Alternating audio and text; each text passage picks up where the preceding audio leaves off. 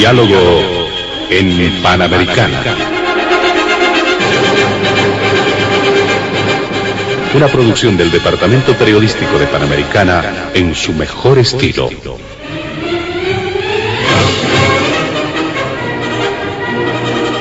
Entrevistas exclusivas sobre temas que crean expectativa general. Diálogo en Panamericana. Los sábados al mediodía y cada domingo a las 8 de la mañana. Y en trasnoche a las 24. Quedan ustedes con el staff de periodistas de Radio Panamericana.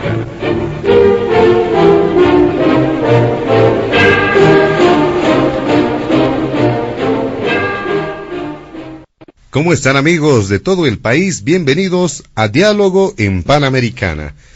Y en esta ocasión vamos a desarrollar el tratamiento de distintos temas que forman agenda, que marcan agenda informativa, no solamente en los medios de comunicación, sino también a nivel del comentario generalizado en distintos sectores de la sociedad.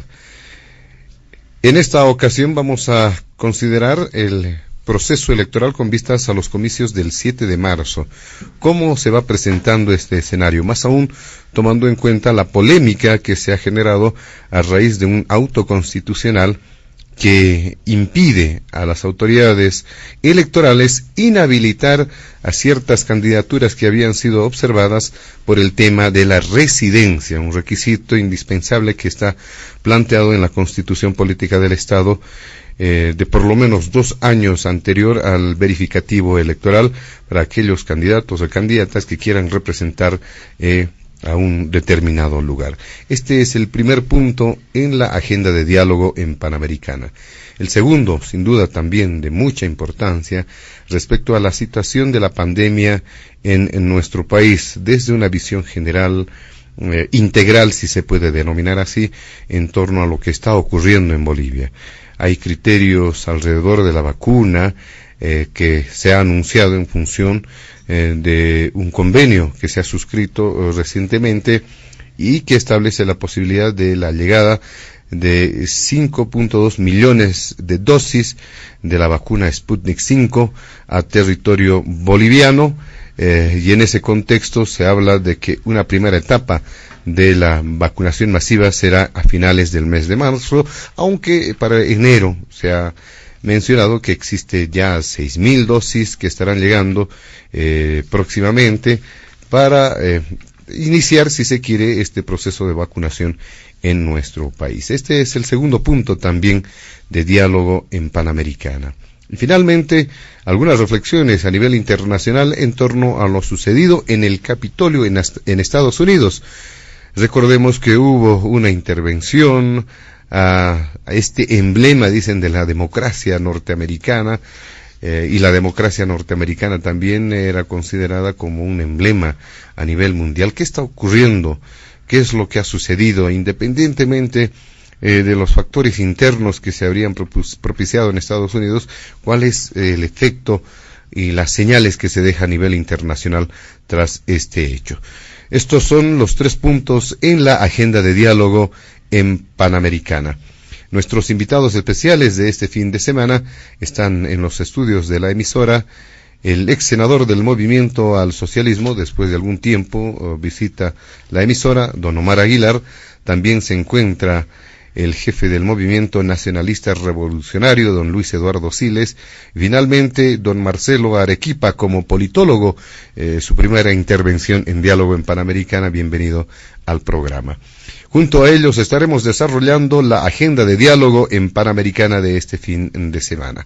Antes de iniciar con las primeras consultas en el programa, vamos a solicitar a nuestros amables invitados evitar emitir cualquier criterio que sea considerado de racismo o discriminación en el marco de las normas vigentes en nuestro país.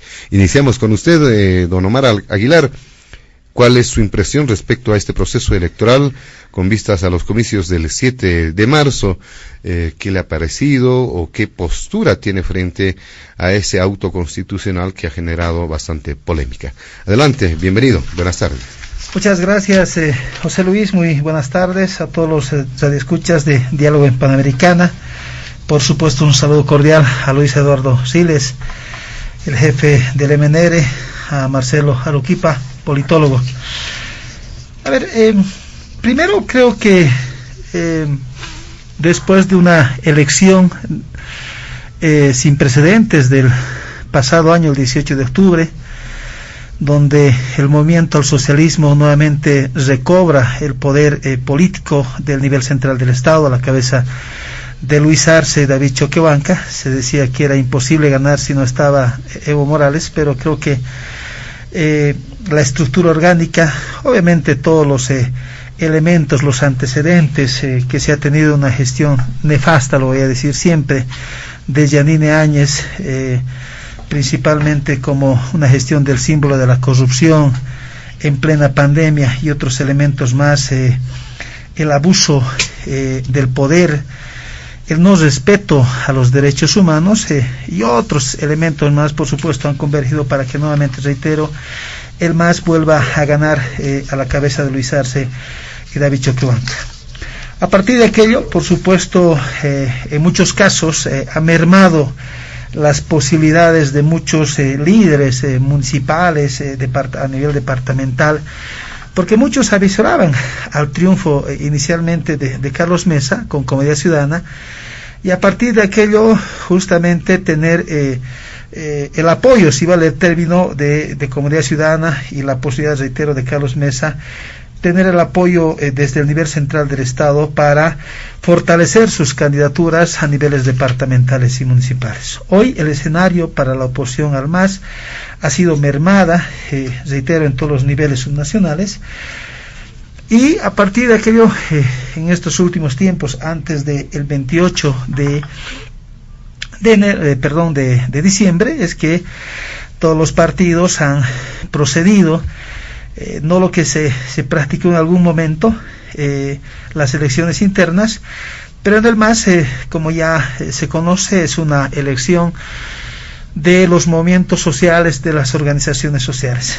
Yo en algún momento les decía a los compañeros del MAS, parece que Nostradamus ha hecho una nueva predicción, es decir, que el 2025 se acaba el mundo, porque hoy más que nunca todos han querido ser candidatos a concejales, alcaldes, asambleístas departamentales, gobernadores, ¿no? Y obviamente, como todos conocen, ha habido enfrentamientos, inclusive, hay que decirlo así, ha habido disputas, ha habido algunos problemas internos que ojalá no nos afecten el 7 de marzo.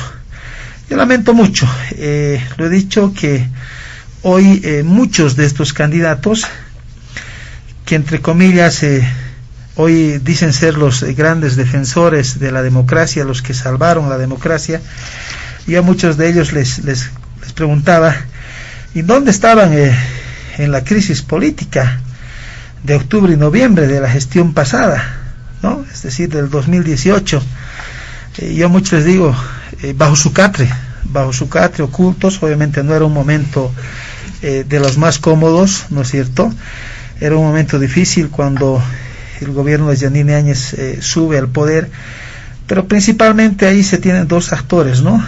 Los grandes artífices de la violación de derechos humanos, como fue Arturo Murillo, que hoy como gallina escapa del país, no sabemos dónde está, y el señor López, exministro de Defensa, que a decir de, bueno, y lo que se vio en los medios de comunicación también, se atrevió a querer hacer desaparecer en 10 segundos a un ciudadano en el oriente boliviano, creo que en el Beni, por el lado de Puerto Suárez, no recuerdo bien el lugar.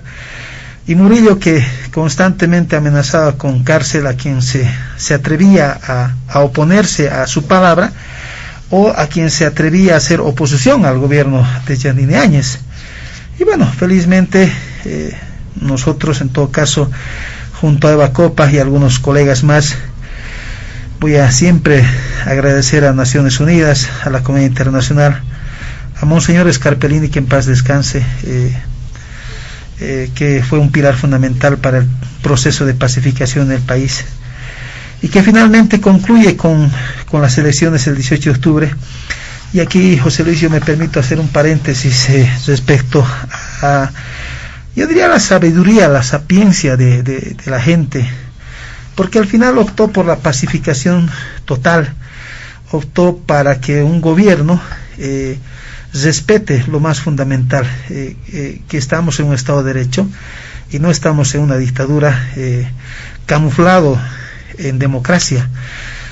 Seguramente muchos, y obviamente yo me he preguntado, y nos hemos preguntado muchos, ¿qué hubiese pasado si seguía? Se decía que había un acuerdo entre Murillo y Carlos Mesa. ¿Qué hubiese pasado si hubiese ganado la oposición al MAS? Posiblemente estaríamos nuevamente en convulsiones sociales, posiblemente se seguirían violando derechos humanos, posiblemente se seguiría con la lógica de quien se oponga al gobierno, que no fuera del MAS, se va a la cárcel o hacer desaparecer en 10 segundos a quien se oponga. Entonces hoy, seguramente si le preguntamos a la población, no sé si el 100%, no creo que se llegue al 100%, pero estoy seguro que la mayoría de los bolivianos, después de todos estos hechos, principalmente, reitero, la corrupción en el Ministerio de Gobierno, en yacimientos, en el Ministerio de Defensa, ¿cuántos no lo quisieran ver a Arturo Murillo en la cárcel? Lo mismo al señor López, ¿no?, en la cárcel. Pero hasta uno genera bronca, impotencia, decir cómo es posible que después de hacer tanto daño al país hoy estén prófugos, todavía Yanine se anime a desde el Beni, desde su domicilio, a opinar de temas del COVID cuando no hizo nada en su momento, cuando se ocultaron inclusive respiradores que podían salvar vidas, cuando compraron respiradores truchos que en pleno seguramente funcionamiento se apagaban y se moría la gente que estaba en terapia intensiva. Y lo mismo Arturo Murillo, ¿no? Entonces posiblemente mucha gente esperaba aquello, que estén en la cárcel. Pero esto es democracia, pues, ¿no? Estamos en un Estado de Derecho, se debe respetar el debido proceso y no necesariamente, así sea infraganti, ¿no es cierto? Igual tiene derecho a ser procesado, igual tiene la justicia, la obligatoriedad hoy, desde el cambio de la Constitución, a demostrar que con documentos y con pruebas que realmente es culpable de la comisión de un delito, y no necesariamente agarrarle del cogote o meterle cachorros de dinamita en las mochilas de los manifestantes o de quien se moviliza, ¿no? Yo saludo, por eso digo, creo que la población ha sido sabia al elegir a 12 gobernantes para primero buscar la pacificación y recuperar el Estado de Derecho obviamente con el uso de la democracia. Entonces creo que es importante hacer mención a estos temas, y hoy la gente habiendo recuperado la democracia y el Estado de Derecho, podemos hoy pensar en política, podemos hoy pensar en cómo podemos recuperar en todo caso, o más bien solucionar este problema de la nueva ola del COVID, ¿no? Así que hay problemas en el MAS, hay problemas internos, y obviamente ojalá nos vaya bien. Necesitamos, el MAS siempre ha tenido la capacidad de unificarse, de reorganizarse, de reestructurarse, de fortalecerse, y eso es lo que tiene que lograr hoy, ¿no? Es decir, esas fisuras, y en algunos casos posiblemente hasta divisiones, se tienen que unificar para lograr las gobernaciones. Hoy, como nunca, el MAS tiene la posibilidad de ganar la gobernación en Santa Cruz con Mario Cronenbol. Hoy inclusive Tarija se tiene la posibilidad de lograr ganar la gobernación con el compañero de la FAN, y bueno, seguramente en los otros departamentos, Chuquisaca lo mismo, tenemos serias posibilidades de ganar, tenemos un candidato y tenemos una estructura. En las últimas elecciones hemos con Álvaro Ruiz en el caso de Tarija, con Juan Carlos León en el caso de Chuquisaca. Acá en La Paz lo veo un poco débil al compañero Flores. En Cochabamba, por supuesto, también tenemos muchas posibilidades. En Oruro lo mismo, en Potosí lo mismo, a pesar de los problemas internos que se han tenido. Y bueno, estamos en ese proceso de fortalecimiento para lograr el triunfo el próximo 7 de marzo. Y obviamente ahí se viene una polémica respecto a este auto constitucional que ha sido presentado por un asambleísta departamental de Cochabamba justamente. Hemos tenido acceso, obviamente, seguramente acá Marcelo Aruquipas, con la experiencia que tiene, también va a coincidir, o en todo caso nos hará una explicación más técnica, jurídica respecto a este tema. Pero obviamente hemos hecho las averiguaciones, hemos hecho el análisis respecto a este auto, y hay que partir de un tema esencial, ¿no? Es decir, en el momento que un ciudadano se siente perseguido políticamente, en el momento que un ciudadano a partir de esa persecución logra un asilo, un refugio político en los países vecinos, que normalmente tienen el mismo criterio o línea ideológica, ¿cierto? Porque es obvio que uno de derecha no le va a pedir asilo en Cuba, ¿no? O en Venezuela, es complicado aquello. Entonces tiene que haber mínimamente algún tema de afinidad, aunque no necesariamente debiera ser ese el requisito. Entonces no es un tema que una persona esté, entiendo yo, que por voluntad misma o por capricho de uno o porque finalmente ha decidido tomar otros rumbos, es que decide estar en otro país. En el caso de el 2006, 2007 hubieron muchos, inclusive sin que se haya procedimiento iniciado procesos, ya salieron del país, prefirieron tomar sus previsiones. El caso de Mario Cosío de Tarija, por ejemplo, el caso de Manfred Reyes Villa, que seguramente es el tema polémico en el caso de su candidatura en Cochabamba. Pero en esta última etapa del 2018, por supuesto, ¿qué ex viceministro del gobierno de Evo Morales, incluido Álvaro García y el mismo Evo Morales, tenían las garantías de estar en el país? Ninguno. Por ello, obviamente, ellos solicitaron el asilo, el refugio, principalmente en la Embajada de México, y son condiciones extraordinarias para que no se pueda estar, para que una persona no pueda estar en el país. Seguramente Amílcar Cabral dirá, pero bueno, me están perjudicando con César Dorweiler. Yo quisiera que César no sea candidato, o sea, porque si César es candidato, posiblemente las posibilidades de ganar de Amílcar Cabral se van mermando. Pero imagínense una vez más, siempre respetando obviamente las decisiones que toma el Tribunal Constitucional Plurinacional, esta decisión que ha tomado, este auto que ha tomado, esta sentencia, está exclusivamente para quienes van a demostrar, obviamente tendrán que demostrar ante el Tribunal Supremo Electoral, quienes han salido del país por temas, reitero, de persecución, exclusivamente, para quienes estaban asilados, y obviamente hay que decirlo, pues, en el auto, no, en la sentencia no vamos a encontrar nombres, pero yo estoy convencido que Manfred Reyes Villas también se beneficia de esto. Mario Cosío, que estuvo además las últimas elecciones, creo que no tiene problema, pero también se beneficia de esta resolución del Tribunal Constitucional. Entonces, a partir de esto, obviamente está el debate, están habilitados, nos guste o no nos guste, las sentencias del tribunal son normas que se deben cumplir. César Dorweiler, entiendo, está habilitado con esto, Manfred Reyes Villa está habilitado con esto, Mario Cosío está habilitado con esto, demostrarán seguramente sus calidades de refugio. Pero ojo, en el caso de Manfred Reyes Villa, entiendo que sería otra causal el tema de su exclusión de las posibilidades de ser candidato a alcalde en Cochabamba, en Cercado, porque él habría votado, estaría inscrito en Colcapirua, y no, o en Tiquipaya, ¿no? Tiquipaya o Colcapirua, por tanto no está dentro el municipio por el cual va a postular. Por tanto, obviamente eso es otra causa de exclusión, y obviamente quien debe resolver estos problemas son los tribunales departamentales y el Tribunal Supremo Electoral. Muy bien, le agradecemos al ex senador del Movimiento al Socialismo, Omar Aguilar, respecto a este primer punto. Vamos con usted, don Luis Eduardo Siles. ¿Qué consideración tiene precisamente sobre este mismo punto? Independientemente de lo que ha ocurrido hasta el momento, ¿cuál cree que sea el matiz que vaya a tomar precisamente a raíz de este auto constitucional y la propia evolución del proceso electoral? Bueno, muy buenas, un saludo cordial a los distinguidos oyentes de Radio Panamericana en el país y en el resto del mundo, porque Panamericana se escucha en todo el mundo, a los distinguidos panelistas, a don Omar Aguilar y a don Marcelo Arequipa, y a usted, José Luis, que conduce este programa con gran perseverancia todos los sábados.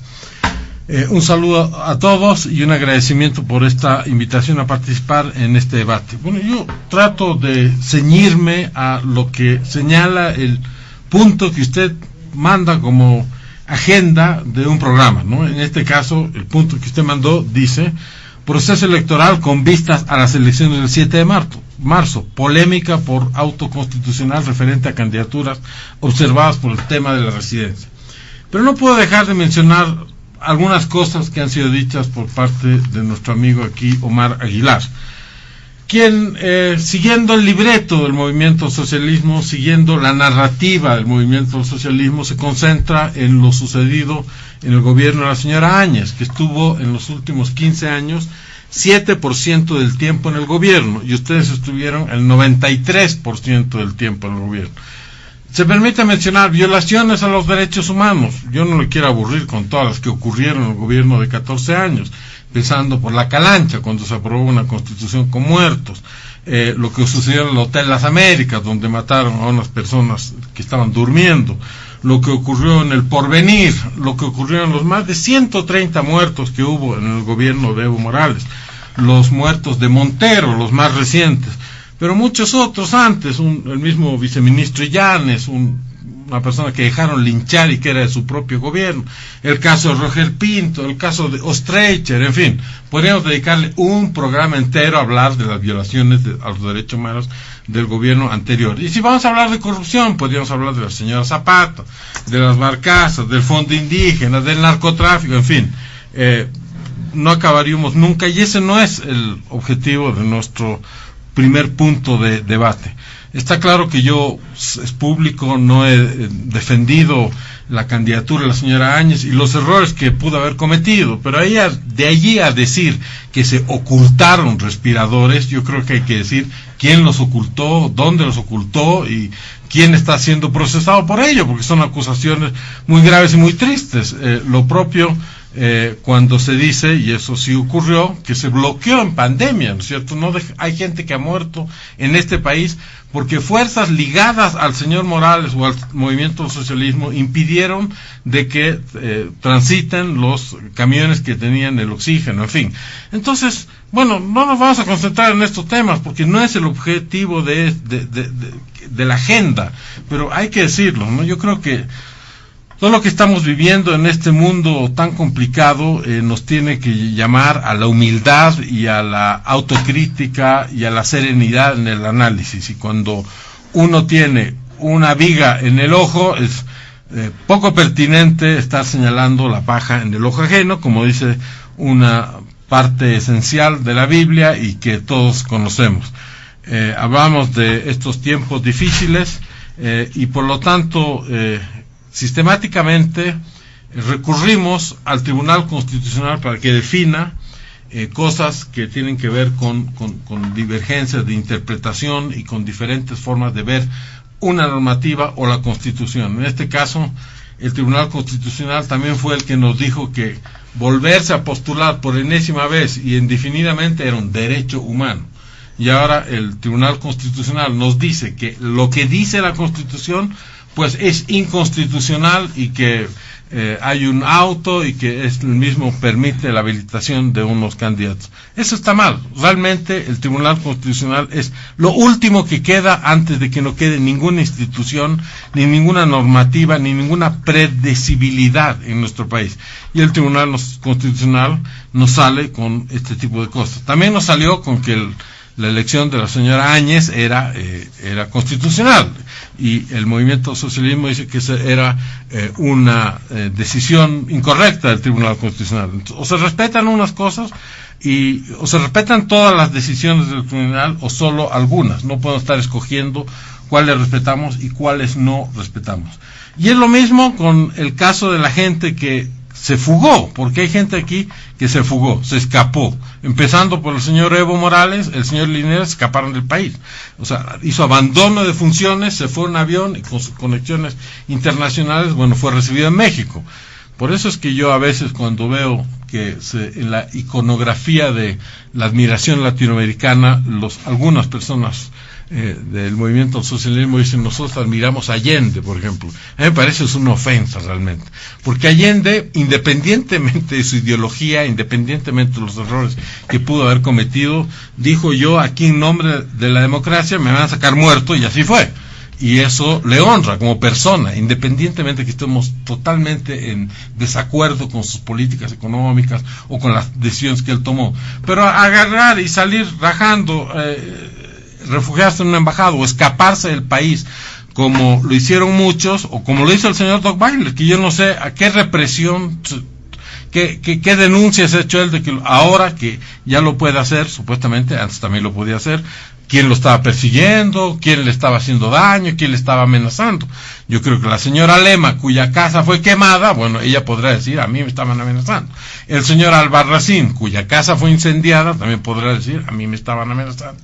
La otra periodista, Jimena Galarza, que tuvo que padecer todo tipo de amenazas. Entonces, al final, aquí ambos lados pueden reclamar cosas similares, pero unos durante 14 años y otros durante 7 meses. Y lo importante es mirar hacia adelante, es decir, nuevamente, ¿qué soluciones van a haber producto de esta elección a los problemas de los bolivianos en las alcaldías y en los municipios del país? Yo creo que en la mayoría de los casos, el MAS, que controla más de 200 municipios, probablemente va a tener éxito en estas elecciones, porque obviamente es el único partido que tiene una estructura, ¿no es cierto?, que tiene los recursos, que tiene la organización y que tiene los recursos para hacer una campaña y para librar una campaña. El resto de las organizaciones políticas, no solo divididas, también diezmadas por otro tipo de razones, bueno, yo creo que difícilmente le van a hacer frente. Pero ¿cuál va a ser el resultado de eso?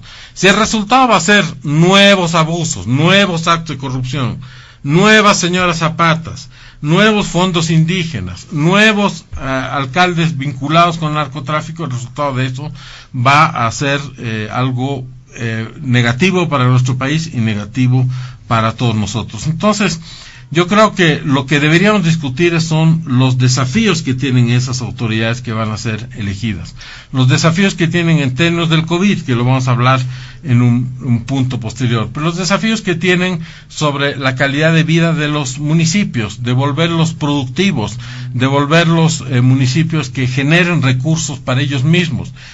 Se nos dice que muchos se pelean por ser candidatos, quieren ser concejal. Por supuesto que sí, porque las posibilidades de tener un trabajo en el ámbito privado a raíz del COVID, y en eso hay que ser hidalgo en reconocerlo, y a raíz de un modelo que no había sido tan diferente del modelo liberal anterior, las posibilidades de conseguir espacios de trabajo en esos ámbitos son muy reducidos. Entonces la gente está dispuesta a agarrarse, como lo vimos, a silletazos, a golpes, hasta hacerle perder la dignidad a su jefe, haciéndole llegar una silla en la cabeza, con tal de tener esos espacios, que son espacios políticos. Pero ¿en qué ha cambiado Bolivia estos años? Realmente hemos dejado de ser un país productor de materia prima, hemos dejado de ser un país que genere, que venda todo al exterior. Antes le vendían a los gringos, ahora le vendemos a los chinos. ¿Cuál es la diferencia? ¿En qué hemos avanzado en eso? Yo creo que ese debería ser el motivo central de unas elecciones y el debate que las anime, es decir, ¿qué queremos como visión para el municipio de La Paz, por ejemplo? ¿Hacia dónde queremos ir? ¿Qué problemas tenemos? ¿Cómo vamos a enfrentar los temas del cambio climático? ¿Cómo vamos a enfrentar la creciente informalización de la economía?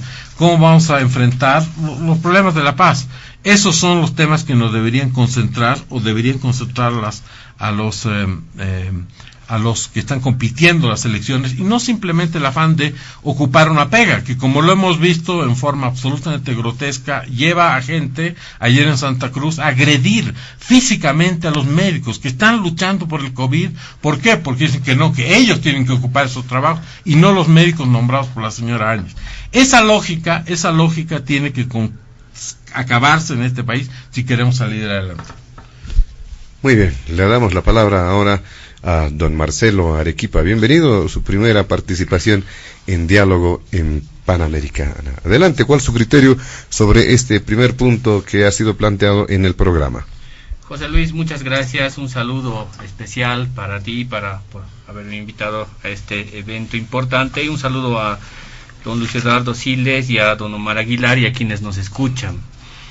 A ver, creo que está bastante claro, más aún con las intervenciones de ambos, que estamos hoy día como país políticamente partidos en dos bloques, ¿no? Un bloque masista y un bloque antimacista. Estamos efectivamente ya partidos de esa manera. Y en esa dinámica de dos bloques en la que nos enfrentamos, en el que estamos más bien, hay también una heterogeneidad muy fuerte. Es decir, tanto en el masismo como en el antimasismo hay una heterogeneidad bastante interesante, que obedece además a dinámicas que son muy propias de cada uno. Entre otras cosas, creo que el bloque antimacista se equivocó el año pasado, y creo que todavía se sigue equivocando hoy día, cuando piensa que es Evo Morales el objetivo al cual se le tiene que atacar primero, o cuando pensaba, por ejemplo, el año pasado, de que sin Evo Morales el MAS iba a dejar de existir, ¿no? Está demostrado por los resultados de la elección pasada que probablemente don Luis Eduardo es jefe del MNR, y quizá me esté excediendo un poco en lo que voy a decir, pero creo que es importante rescatar esto y ponerlo sobre la mesa. Probablemente por primera vez en la historia, como muy pocas veces en la historia política de este país, la gente haya ido a votar más por una corriente política que por un caudillo en concreto. Estoy hablando del 18 de octubre pasado, ¿no? Es decir, se ha demostrado que hay más masismo que evismo en todo caso, ¿no? Lo digo por don Luis Eduardo porque él viene de una corriente política también muy importante, histórica en este país, ¿no? Pero no ha pasado así en el MNR, por ejemplo, ¿no? Sale el caudillo y el MNR casi prácticamente deja de existir, ¿no? En comparando, digamos, otras organizaciones políticas. En este caso no, y esa falta de visión, creo, dentro del bloque antimacista, de creer que esa fórmula iba a ser la ganadora, es decir, sin el caudillo el partido dejaba de existir y ellos iban a ganar, ha empujado pues a que la señora Áñez y a que otros candidatos crean que son presidenciables, para empezar, ¿no? Crean que pueden entrar a competir y que pueden luego, por tanto, ganar todo el espacio que en algún momento ocupaba el MAS, ¿no? Y en el MAS, a partir del 18 de octubre en adelante, creo que también está empezando a enfrentar su propia dinámica y sus propias complicaciones internas, ¿no? ¿Cuáles son esas dinámicas que ahora, después del 18 de octubre pasado en adelante, estamos viendo en el masismo?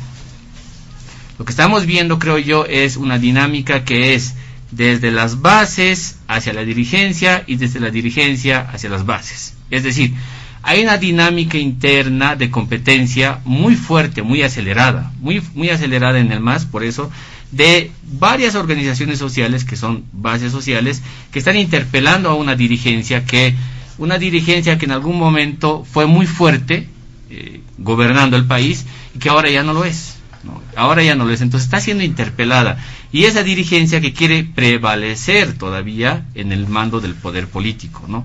Ese es un tema que dentro del MAS se está discutiendo y se está debatiendo fuertemente, creo, y por eso vemos esos episodios, en realidad, de los sillazos, de las discusiones más airadas, más duras, porque lo que está haciendo el movimiento al socialismo ciertamente es, pues, debatir entre su dirigencia y sus bases sociales, ¿no? Y la segunda cosa que me parece igual interesante, que a menudo solemos dejar de lado en el análisis, o en la observación en general de nuestra política, es el hecho también de que estamos hoy día, quizá por primera vez también, viendo que hay una doble función en la administración del poder. Hay una función que tiene que ver con quién administra hoy día el poder político, el Estado, y eso es el señor Luis Arce y eso es el señor David Choquehuanca. Y hay otra función de aquel que administra más bien en la organización política, y eso es el señor Evo Morales y su dirigencia. Es decir, hasta antes de este último año, lo que veíamos constantemente en la política era el tiempo en el que el presidente del Estado también era el máximo dirigente del partido político. y entonces había una suerte de doble funcionalidad, si quieren, de la política. Hoy día no es eso. Por eso creo que dentro del bloque antimacista se equivoca mucho al intentar leer con los ojos de el 2006, el 2009, el país. Es decir, siguen pensando que todavía vivimos en ese momento. Ahora, ¿cuáles son la otra dinámica que veo en el bloque antimacista? Es decir, de cara a justamente la conformación de las listas para las candidaturas para las subnacionales y además la competencia político-electoral que estamos viviendo hoy día. Creo que se han centrado básicamente en dos cosas. Replegarse territorialmente a aquellos ámbitos, aquellos espacios en los cuales han tenido una intención de voto más importante, ¿no? De ahí que vemos, por ejemplo, que una plaza muy importante hoy día que se está debatiendo, o que se ha debatido, es Santa Cruz de la Sierra, ¿no? Y Santa Cruz, porque se termina por generar, creo yo, ahí un resultado de una competencia de quién va a hegemonizar políticamente, si van a ser todavía los demócratas o es el señor Camacho. Hoy día está resuelto eso, es el señor Camacho quien tiene más bien el dominio hegemónico político en Santa Cruz, ¿no? ¿Qué es lo que pasa en el departamento de La Paz? El bloque antimacista se repliega localmente, no en el departamento de La Paz, no en el municipio del Alto, sino en el municipio de La Paz. Por eso no vemos candidatos fuertes en el municipio del Alto, tampoco vemos candidatos fuertes para la gobernación de La Paz como tal, ¿no? Es decir, hay una suerte de un repliegue muy fuerte hacia solamente el municipio, ¿no? Y luego, creo que eso nos está mostrando que en la alta cúpula dirigencial de los partidos políticos, de las organizaciones políticas que son parte del bloque antimacista, no hay la misma dinámica que en el MAS de interpelación de sus militancia con su dirigencia. Tal vez me estoy equivocando, pero yo no he visto ninguna noticia, ningún acontecimiento en el que los demócratas hayan hecho un gran ampliado con su militancia, con su dirigencia, con sus cuadros. Solvo haya hecho algo parecido a hacer un congreso, digamos, de su partido, más allá de esa primera intento de democracia interna que la han hecho, que después la tiraron por el suelo y ahora la están volviendo a retomar, ¿no? Con el señor Blondel. Tampoco he visto el mismo juego en Comunidad Ciudadana, no lo he visto. Es decir, por eso, si hablamos de democracia interna, creo que estamos frente a un momento en el que tenemos que empezar a debatir, creo, y eso lo pongo sobre la mesa también, tenemos que empezar a debatir ¿cuál va a ser el mecanismo de democracia interna que van a empezar a seguir en adelante las organizaciones políticas en función de sus propias realidades? No estoy pensando en que de la noche a la mañana todas las organizaciones políticas tengan que hacer primarias a la norteamericana. No estoy pensando en eso, sino que estoy pensando en el que todos estos acontecimientos que hemos ido viviendo en las semanas pasadas para ver las listas de las candidaturas, creo que nos han demostrado que una tarea fundamental como país, quizá después de que resolvamos el tema de la pandemia, va a ser necesariamente encarar una reforma política en relación a las primarias, a las internas que tienen que enfrentar las organizaciones políticas, para generar una dinámica que sea distinta a la que teníamos, por ejemplo, en la anterior elección general, que era, vamos a ver quién termina mejor posicionado frente al MAS, y ese va a ser el que tenga luego nuestro apoyo, ¿no? Es decir, eso era más o menos la dinámica que se pensaba, digamos, en el bloque antimacista. Creo que se equivocaron por eso. Tienen que adelantar en realidad los pasos y los tiempos, y generar además los pasos y los tiempos en función, pero de sus propias realidades, ¿no? En relación a lo de las candidaturas, ya en concreto hablando de lo del auto constitucional, hay dos elementos que a mí me llaman la atención. El primero es, recordarán ustedes que la lectura que hizo el órgano electoral sobre la candidatura de Evo Morales a senador el año pasado, ¿no? La lectura que hace el órgano electoral es clara y es concreta. Evo Morales no tiene un proyecto de vida en Bolivia, ¿no? Al haber pedido asilo o refugio, no tiene un proyecto de vida. Entonces luego, por tanto, se entiende que él no podía ser habilitado como candidato, ¿no? En el caso del señor Dagweiler no es el mismo, es decir, no tiene la misma figura, porque para empezar, me puedo estar equivocando también, pero creo que estoy casi seguro que el señor Dagweiler no pidió asilo, no pidió refugio, allí donde estaba. Y según, por eso, revisando un poco la hemeroteca, incluso el entonces director de Migración dijo que el señor Dagweiler salió de Bolivia, sí, y salió porque no tenía, digamos, ningún problema legal, en realidad, ¿no? Entonces, y además salió, creo, en un periodo de tiempo que es menor a los 2 años que está establecido en la Constitución. Entonces, hay una suerte, por eso creo, de interpretación legal que, para mi gusto, la verdad, viendo un poco más el panorama de la sensibilidad, incluso de la opinión pública, creo que a quien le correspondía hacer la lectura más precisa sobre estos casos es al órgano electoral, no al Tribunal Constitucional. Creo que forzar otra vez esta idea de ir hacia el Tribunal Constitucional para el MAS no es positivo, es contraproducente, porque vamos a tener en todo momento la lectura de, es que el Tribunal Constitucional habilitó a Evo Morales cuando no tenía que habilitarlo, ¿no? Es decir, hay un problema ahí, hay un problema de raíz que no tiene sustento cuando se apela al Tribunal Constitucional, por muy constitucional que sea la figura o por muy legal que sea la figura, ¿no? Entonces, la sensación de la opinión pública no es la más positiva. Creo que en este caso, por eso correspondía mejor dejar que el órgano electoral hiciera su trabajo, generara más bien la respuesta. Entiendo la premura del movimiento al socialismo, al mismo tiempo también lo hicieron cuando Luis Arce, en tiempos de candidatura, habló sobre unas encuestas, se puso igual un recurso similar al Tribunal Constitucional para que el órgano electoral no lo inhabilitara, y hasta el día de hoy el Tribunal Constitucional no se ha pronunciado sobre eso, es decir, no hay sentencia sobre eso, y probablemente pase exactamente lo mismo con el caso de las candidaturas. Entonces, otra vez, intentar forzar el tema de la justicia para generar rédito político al MAS no le ha funcionado, es decir, no le ha servido siempre para sumar puntos.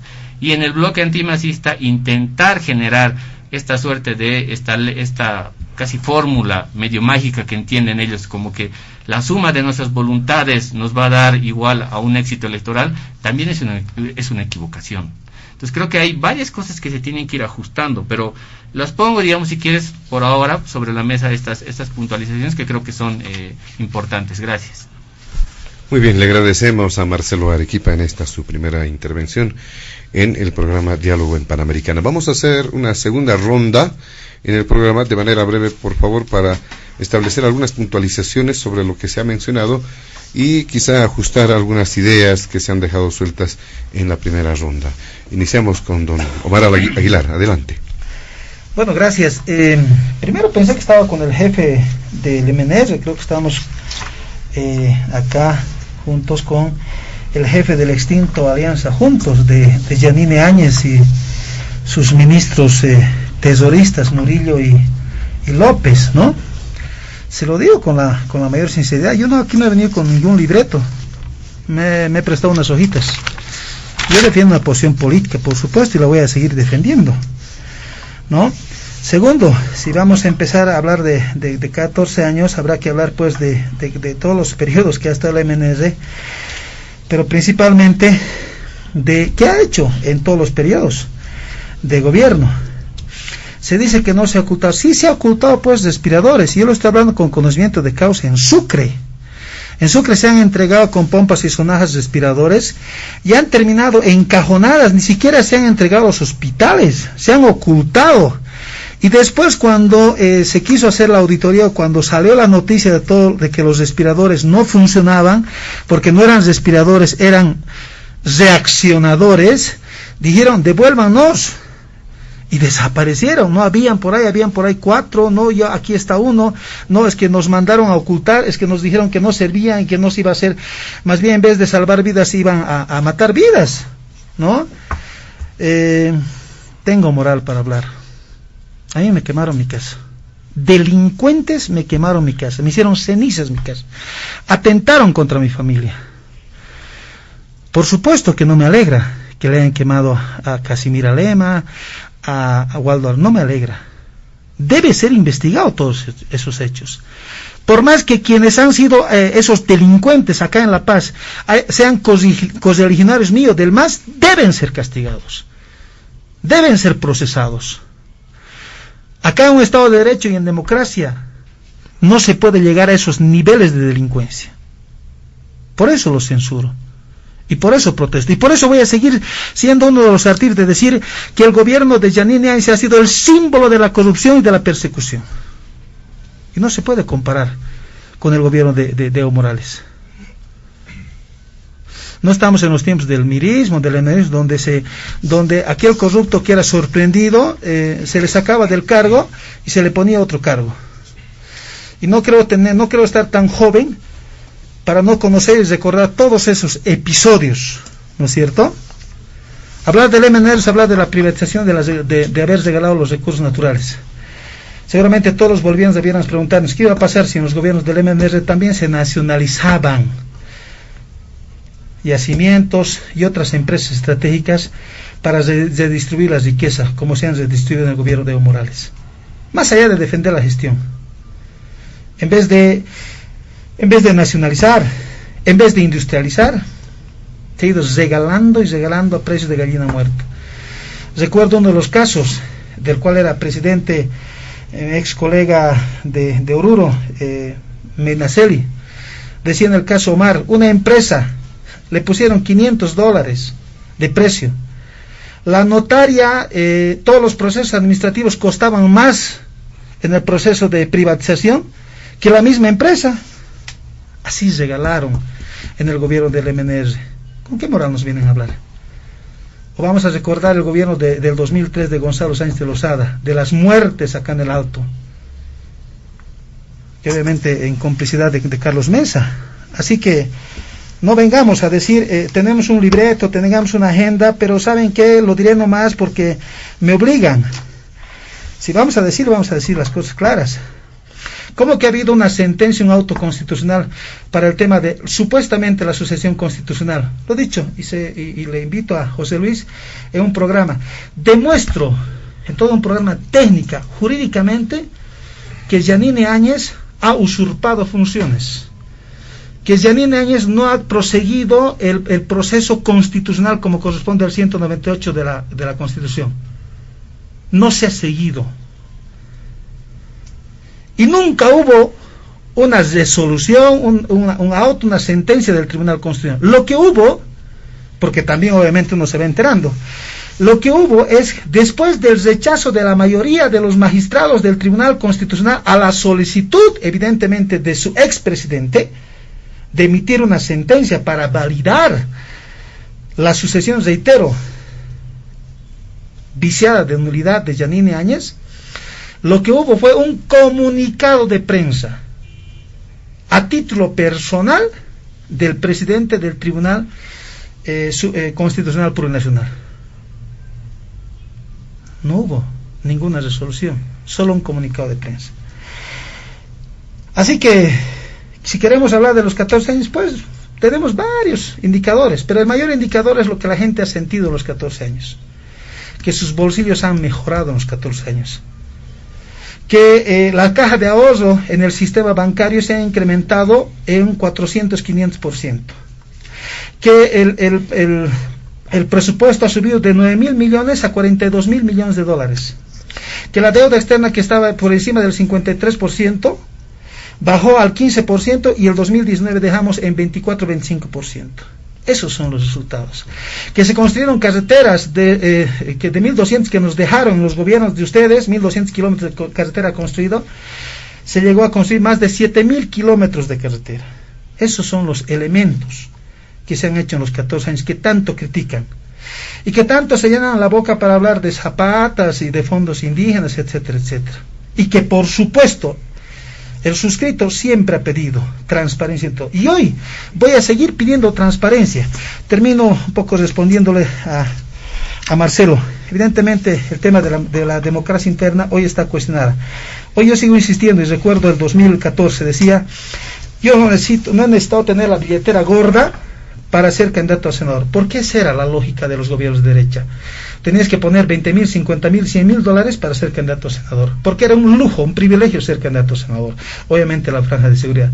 A mí no me pidieron un peso, de eso debo estar orgulloso. Hoy se sigue repitiendo la lógica, es decir, como decía, no hubo ninguna asamblea, no hubo ninguna reunión inclusive, nadie los interpela, nadie los cuestiona. En el MAS creo que hay demasiada democracia es que también hay muchas organizaciones, todos quieren poner a sus representantes, porque el MAS es un movimiento de organizaciones sociales. En el MAS constantemente hay una interpelación interna, permanente, ¿no? Entonces hoy, lo puedo decir el caso de Sucre, muchos candidatos, había muchos candidatos que primero se declararon candidatos sin tener partido político, ¿no? En el caso del MAS existieron muchos candidatos teniendo un solo partido político, ¿no? Entonces, hay temas que, por supuesto, habrá que corregir a futuro para fortalecer la democracia. Seguramente en los próximos puntos hablaremos del tema de Estados Unidos. Las elecciones internas fue una experiencia, posiblemente una de las mejores que tuvimos hace años atrás en Bolivia. Creo que va a ser importante que por lo menos como en las democracias internas en los partidos y agrupaciones ciudadanas, realmente se pueda saber quiénes son los líderes. Hoy en Sucre, tengo que hablar de Sucre, todos creen ser los mejores los candidatos a la alcaldía de la oposición, pero no hay elementos de medición para saber quién es el candidato. Y lo debemos decir, el peor error de la oposición, siempre se creyó, así como lo hicieron antes del 18 de octubre, todo era ataque a Evo Morales, pero nunca le proponían al país qué propuesta, qué modelo de país es el que le están proponiendo. Hoy van a seguir en esa lógica de solamente atacarle al MAS y no hacerle propuestas. Por eso nosotros vamos a recomendar siempre a nuestros candidatos a alcaldes, a gobernadores en particular, a que más allá del debate político, más allá de la guerra sucia que seguramente va a haber, le hagan propuestas claras de qué modelo de municipio queremos, productivo en función de sus características, obviamente productivas, topográficas, en función de las fortalezas que tenga cada municipio, porque es cierto, no pueden seguir, y creo que también es otro tema en agenda, no pueden seguir los municipios de acá en adelante simplemente como los hijos que todo el tiempo reciben recursos y todavía ni siquiera tienen la capacidad de llegar a gastar o en todo caso invertir el 100% de los recursos. Hay alcaldías que invierten o tienen su ejecución presupuestaria en 15-20%. Imagínense, ni siquiera tienen capacidad de ejecutar sus recursos económicos que les vienen mensualmente desde el TGN. Entonces, los municipios tienen que empezar a generar recursos económicos. Si es posible a futuro, no será de aquí a 5 o 10 años.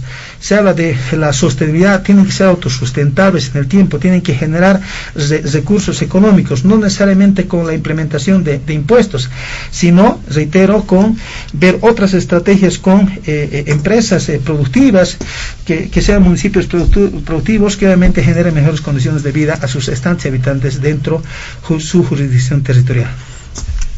Muy bien, le damos la palabra a don Luis Eduardo Siles para realizar esas puntualizaciones, por favor. Bueno, yo lamento mucho que hayan quemado la casa de don Omar Aguilar en Sucre. Me parece un hecho absolutamente horrible y un estilo de hacer las cosas que no debería jamás ocurrir en nuestro país. Hay que decir, no obstante, que ese estilo lo inauguraron quienes quemaron la Casa Rosada del MNR con 5 partidos políticos el año 2002, en febrero de 2002, quemaron esas casas y después las de la señora Lema y otros, el señor Albarracín, a los que no se refirió. En todo caso, en ambos casos es algo muy triste y que efectivamente habría que investigar. Y yo le tomo la palabra en el sentido de que él va a impulsar la investigación y el procesamiento. Por ejemplo, del señor Vera, dirigente supuesto vecinal de La Paz, que quemó 60 buses Puma Qatari en esos hechos. 60 buses Puma Qatari. Por un valor de $19 millones.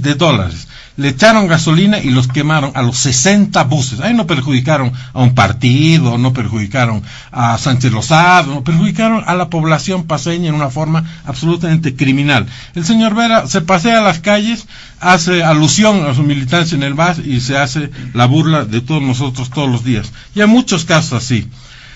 Si vamos a hablar de la historia del MNR, creo que todo lo que tenemos en este país de bueno y de malo se lo debe al MNR, ¿no es cierto? Porque si no hubiera habido la revolución del 52, sencillamente es realmente temerario que usted diga, ¿y qué ha hecho el MNR?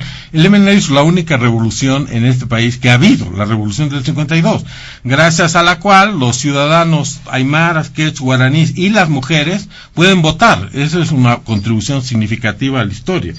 Y posteriormente, el año 93-97, Sánchez Lozada, la capitalización que usted critica, es la que permitió que ustedes tengan dinero a raudales para despilfarrar y robar. Porque si no, dígame, amigo Aguilar, ¿de dónde sacaron los recursos en la época de bonanza de los 14 años? ¿Encontraron nuevos pozos petroleros o de gas? Ninguno. Sánchez Lozano encontró como 90. O sea, encontró. La inversión que él promovió permitió encontrar ese gas que ya se ha acabado porque no se ocuparon de encontrar ni uno más. El otro día el señor Arce nos dijo que han encontrado uno nuevo últimamente. Bueno, esperemos que se concrete, porque ya no hay cómo venderle gas a la Argentina y al Brasil. ¿De dónde cree que hubo todos los recursos que hubo? Esos recursos hubo producto de los precios internacionales de las materias primas y producto de la capitalización. Y ustedes manejaron el movimiento socialismo durante esos años como 50,000 millones de dólares. ¿Y qué tenemos como resultado de eso? Como sabemos, canchas de césped sintético, museo para el señor Evo Morales, Casa del Pueblo, etcétera, etcétera, etcétera. Entonces, es importante tomar la historia en su conjunto, ¿no es cierto?, sin apasionamiento que nos nuble la vista. Yo no defiendo a la señora Áñez en los errores garrafales que cometió, sobre todo el hecho de haber sido candidata, pero eso no me impide decir la verdad. La verdad es que ella hizo lo que pudo en términos de enfrentarse a la pandemia, que era un tema absolutamente desconocido para toda la humanidad en ese momento, y no me impide reconocer hidalgamente las cosas que hizo, como tampoco me impide reconocer hidalgamente las cosas positivas que el MAS puede haber hecho. No porque yo esté al otro lado partidariamente voy a criticar absolutamente todo y denostar todo lo que hagan los del otro lado. Tenemos que cambiar eso, es decir, cada uno puede ver en el otro cosas positivas y cosas buenas y reconocerlas con hidalguía. Y a eso me refería con un libreto. No, obviamente no tiene un libreto escrito, ¿no es cierto? Me refiero a una repetición de una narrativa de que regalaron las empresas, etcétera, cuando todos sabemos que esas empresas, la mayoría de las que estaban quebradas, habían sido víctimas de lo que ahora vemos con las empresas estatales, ¿no es cierto? ¿Dónde está pues Papelbol? ¿Dónde está Texturbol? ¿Dónde están los celulares Quipus? ¿Dónde está la planta de Uria? Nada está funcionando. Toda esa plata se tiró por la ventana y no sirve para nada. Bueno, en ese estado estaban las empresas el año 93 cuando se decidió el proceso de capitalización. Y no solo se decidió eso, ¿no es cierto? Se decidió la participación popular, ¿no es cierto? Gracias a la cual todos los alcaldes y concejales de los 300 y más municipios que tenemos pueden ser elegidos democráticamente. Se eligió darle recursos como nunca antes a todos los municipios del país. Yo estoy seguro que la historia del MNR, como la historia de Bolivia, tiene luces y sombras, por supuesto, y muchas sombras también, pero reconozcamos lo que es justo y que es parte de nuestra historia y de nuestra identidad. Es por eso que cuando uno va a esta ciudad, a la ciudad de La Paz, a Miraflores, hay la Plaza de la Revolución, ¿cierto? Porque tuvimos esa revolución. Y eso es muy importante ubicarlo en su justo contexto y deshacernos del odio irracional que no creo que sea productivo. Yo he visto aquí en este mismo programa otros interlocutores masistas con los cuales he podido entender lo que decía aquí nuestro amigo Arequipa, que no solo es Evo Morales ni los 14 años, sino que también existe una visión de país, una sensibilidad y una identidad con la cual podemos construir. Yo estoy seguro que todos podemos construir. Los tiempos que se vienen son muy difíciles, ya no hay los recursos que habían antes. Más o menos la cantidad de recursos con los que cuenta el gobierno hoy se van a reducir en un 40%, si no es más, producto de la pandemia y la crisis económica. Veremos si les es tan fácil administrar esos recursos y hacerles sentir a los bolivianos que hay plata en su bolsillo. Si es así, yo me saco el sombrero, porque realmente aquí va a intervenir algún tipo de magia, porque yo no veo que en estos 14 años haya habido algo nuevo que podamos decir, no, es que tenemos estas 50 fábricas nuevas que hizo el MAS y estas fábricas dan empleo y son ahí sostenibles. O hemos encontrado estos nuevos recursos, o hemos desarrollado esta vocación productiva. Todos sabemos que durante 14 años la vocación productiva principal fue la de la coca y sus sucedáneos. Entonces, bueno, pero si aquí en adelante vamos a encontrar algo en conjunto para desarrollar el país, yo creo que eso es algo que todos van a considerar positivo. Muy bien, muchas gracias, don Luis Eduardo Siles. Bueno, deliberadamente hemos permitido que haya una especie de contradicción de criterios, fuera de lo que establece la agenda de diálogo en Panamericana para precisamente mantener y dar lugar a ese equilibrio. Pero le vamos a solicitar a don Marcelo Arequipa, como politólogo, quizás reconducir un poco el primer punto que tiene que ver precisamente con este tema, ¿no? El proceso electoral hacia los comicios del 7 de marzo y respecto a ese auto constitucional, quizá completar algunas ideas que quizá hayan quedado suspendidas en el aire. Don Marcelo Arequipa. Gracias, José Luis. Mira, estamos viviendo no solamente un clima, sino un momento objetivamente verificable de un proceso de transición política en Bolivia. Es decir, estamos viviendo la transición política que va a cerrar un ciclo político iniciado en 2006 en este país. No estamos viviendo para nada un momento nuevo, un nuevo ciclo en este momento, todavía no. Y gran parte de todo lo que va a significar esa transición política que estamos viviendo hoy día tiene que ver con las candidaturas de las elecciones subnacionales que vamos a vivir en marzo, y tiene que ver también con quienes hoy día ocupan en la Asamblea Legislativa puestos importantes. Ese va a ser, si quieres, el recambio generacional de una clase política. No, cuando digo generacional no hablo necesariamente de jóvenes, sino estoy hablando, claro, de fichas que van a proponer probablemente proyectos políticos de Estado, de país, que se vayan a implementarse después del 2025 en adelante, ¿no? Eso es lo que va a ocurrir. Por eso la disputa hoy día y la competencia es tan dura y es tan complicada en el país, ¿no? Por eso es tan complicada y tan dura. Por eso tenemos hoy día fracturas que aparentemente son profundas en el MAS, como la de la señora Eva Copa, que para mí en realidad es una fractura político-electoral, no es una fractura trascendental o estructural dentro del MAS, porque finalmente en el Alto lo que se va a debatir es el MAS contra el MAS, ¿no? Y es muy probable que la señora Eva Copa en el futuro vuelva otra vez al MAS con un perfil político distinto. No la veo yo en otro sitio, la verdad, o sea, ocupando en el otro espectro político, ¿no? Por eso estamos viendo hoy día el esfuerzo desmedido de las candidaturas o de los partidos políticos de oposición al MAS, que intentan rearticularse o reacomodarse en espacios territoriales específicos e importantes para ellos, ¿no?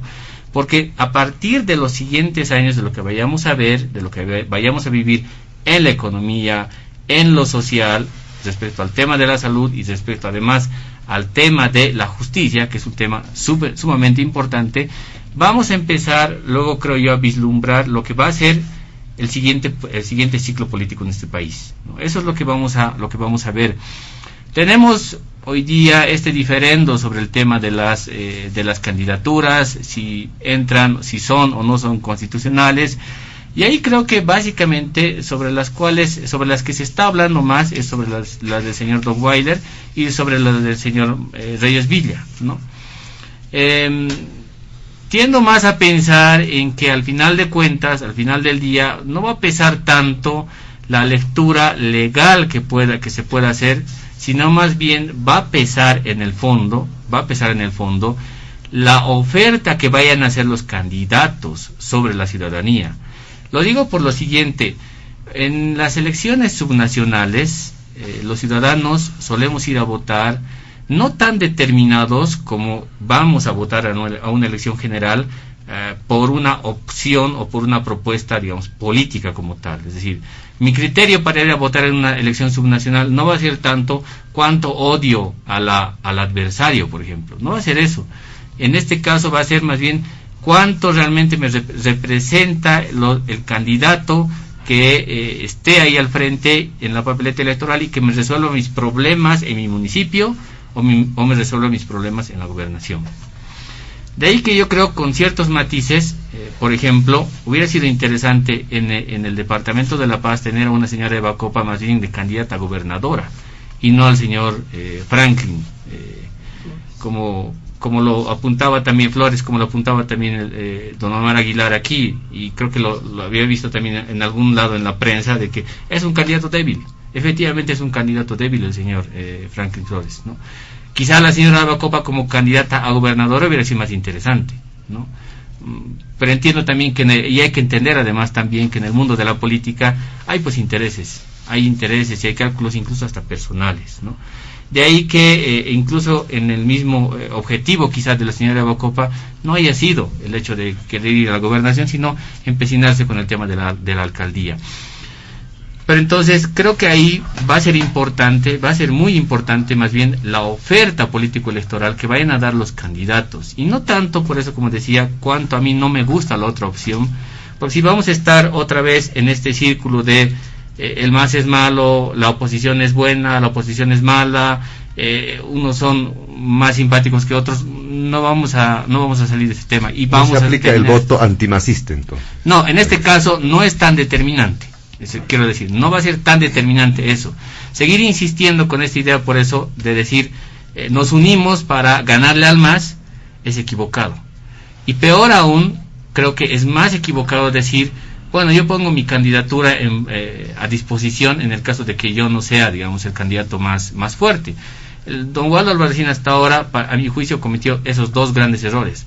No te metes en la política a competir, para decir, si yo soy el más débil, me hago a un lado. Porque luego lo que vas a ocasionar con eso es lo que le ha pasado, por ejemplo, al señor Doria Medina ya consecutivamente hacia atrás, el hecho de que su misma base, su misma militancia, no tenga el empuje y no quiera hacer trabajo interno para él. Porque estás generando una duda en tu propia militancia y en tu propia estructura política que te va a debilitar, ¿no? Y en el caso del MAS, más bien creo que lo más urgente, su tarea más urgente ahora mismo es resolver esta discusión entre la base y la dirigencia. En ese esquema estamos ahora mismo, creo yo, de cara al 7 de marzo, y otra vez creo que hay que dejarle hacer su trabajo al órgano electoral. Hay que dejarle hacer su trabajo porque es la garantía de que los problemas políticos en el país se resuelvan primero. Él tiene la llave, el órgano electoral tiene la llave de la resolución de los problemas políticos en este país, y los candidatos que vayan a ganar tienen la llave de la resolución de los problemas sociales que tenemos los ciudadanos. Muy bien, vamos avanzando en Diálogo en Panamericana. Vamos al segundo punto del programa, que tiene que ver con un tema también importante: el curso, la situación de la pandemia del coronavirus.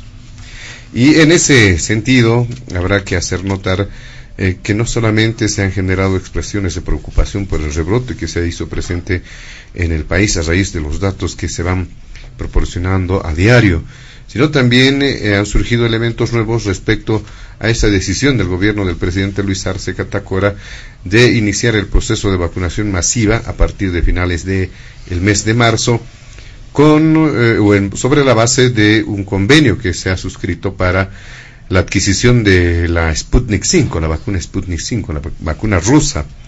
Pero a partir de los anuncios que se han realizado, han surgido nuevos elementos, cuestionamientos acerca de una cláusula de confidencialidad, también haciendo referencia en torno a lo que podría ser el costo de esta vacuna, a los elementos que vienen de manera colateral, es decir, son varios elementos que de alguna forma generan bastante atención, expectativa en torno a este tema, que es muy delicado porque se trata de la salud de los bolivianos, y en función de ello habrá que establecer también algunos criterios, precisamente con ese criterio, ¿no?, de atender la salud de los bolivianos. Y si bien hay iniciativas para consolidar mecanismos de coordinación entre el nivel central y los niveles subnacionales, hay todavía estos elementos que tendrían que ser rápidamente aclarados para que de manera unificada todas las autoridades puedan trabajar de manera real en beneficio de la ciudadanía. Don Omar Aguilar, usted. Muchas gracias, José Luis, una vez más. A ver, yo no puedo dejar pasar por alto algunos temas que se han tocado. Por supuesto nos vamos a referir al tema. Respecto a la revolución del 52, para mí es una revolución del pueblo. Había que preguntarse dónde estaba Víctor Paz. Para empezar, no estaba en el país. Todos los bolivianos vamos a coincidir siempre que la privatización ha sido sinónimo de robo al país de los recursos naturales. 82-18. Obviamente, recibir 18% era pues para que el país se vaya empobreciendo todos los días. Con la nacionalización se revirtió aquello. El tema de la urea, no saben cuánto los empresarios del agro en Santa Cruz han extrañado cuando desde el Ministerio de Hidrocarburos se han cerrado la producción de la urea que tanto le hace falta al agro.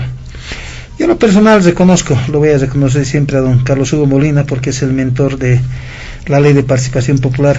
Aquel 21 de abril de 1994, por supuesto, va a ser un hecho histórico para los gobiernos municipales, que, ojo, no ha sido el que ha determinado que se elijan alcaldes, ya se eligían alcaldes. Lo que ha hecho es asignar recursos a los gobiernos municipales, junto a la Ley 2028 de municipalidades en ese momento. Por supuesto que ha significado un fortalecimiento, principalmente para el desarrollo local en los gobiernos municipales. José Luis, la pandemia en Bolivia, una vez más, estamos en esta segunda ola de contagios con mayor agresividad se dice. Ya se tiene en este momento más o menos 2.000 casos por día. Por supuesto que es preocupante. Y se vienen las elecciones el 7 de octubre. Obviamente esta proyección es ascendente hasta el 7 de octubre. Posiblemente empecemos con el debate si el 7 de octubre va a ser el pico más alto. Y ahí vamos a estar elecciones, democracia versus salud, o priorizamos la salud o qué es lo que hacemos. Obviamente me debo recordarán los bolivianos y las bolivianas, recordarán ustedes, hoy veo un Salvador Romero diferente. Recuerdo desde la primera decisión que tomamos en la Asamblea en coordinación con el Tribunal Supremo para aprobar una ley de elección de vocales y las elecciones nacionales, el 3 de marzo del 2019, veíamos un Salvador Romero postergador de elecciones, ¿no? Hoy veo a un Salvador Romero ratificador de fechas, ¿no? Entonces hay una discrepancia, en todo caso se ve la diferencia de posiciones que Salvador Romero tiene, y seguramente junto al tribunal, los vocales del Tribunal Supremo Electoral. Segundo, por supuesto que en lo personal siempre me voy a inclinar a que se puede priorizar siempre la salud. Sin embargo, siguiendo la línea que hemos seguido cuando estábamos de asambleístas, estos elementos deben surgir de informes de la Organización Panamericana para la Salud, la Organización Mundial para la Salud, la OPS, la OMS. Por supuesto que el Ministerio de Salud tiene que un rol preponderante, importante en este tema. Tendrán que presentarnos informes, pero en físico, no decir tenemos este informe simplemente para la conferencia de prensa, sino informes reales, ¿no es cierto?, técnicos, científicos en materia de salud, para obviamente tomar las mejores determinaciones y las mejores decisiones, y en función de estos informes también el Tribunal Supremo Electoral tome las mejores decisiones. Hoy se pone algunos elementos como esto de la confidencialidad, que no estoy de acuerdo.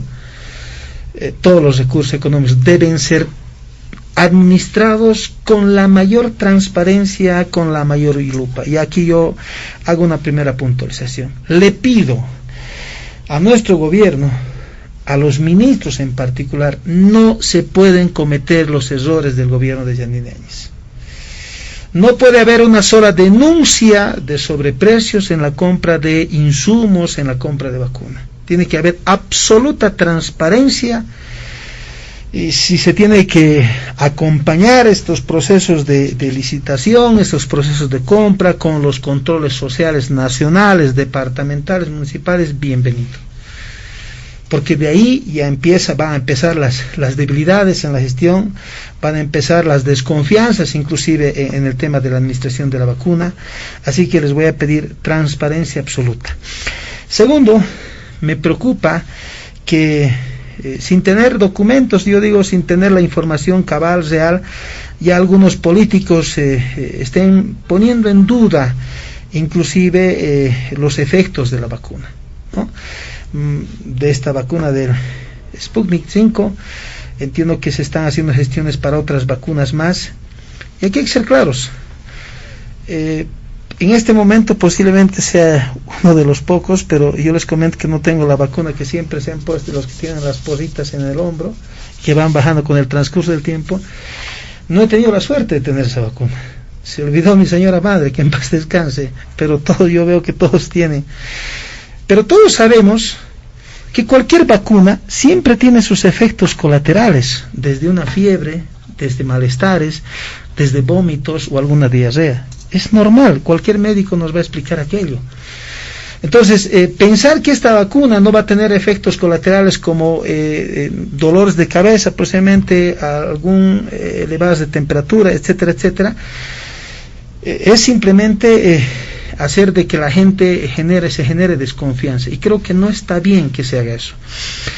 Más bien lo que tenemos que hacer es que desde el Ministerio de Salud, los servicios departamentales de salud, los servicios municipales de salud, se le dé la confianza, ¿no es cierto?, a la población boliviana. Hoy, felizmente y gracias a Dios, a diferencia del 2019, estamos a puertas, de acuerdo a la información, estamos a días de que la vacuna llegue. Ojalá llegue lo más antes posible, ¿no? Y eso significa que tenemos la esperanza de subsistencia.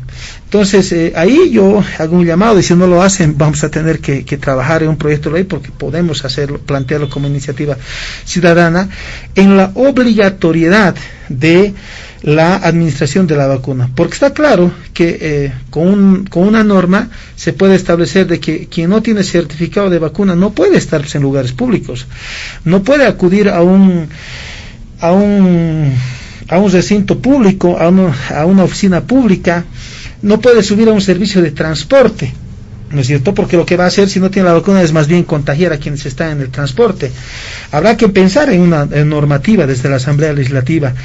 Yo ahí, se los digo aprovechando, lo he dicho esta mañana, o el día de ayer, perdón, en medios de comunicación, si se da la posibilidad de que el suscrito ciudadano Omar Aguilar tenga que probar la vacuna, administrarse como uno de los primeros bolivianos, con gusto lo haría, para darle certeza, para darle certidumbre, para darle la confianza a la población boliviana.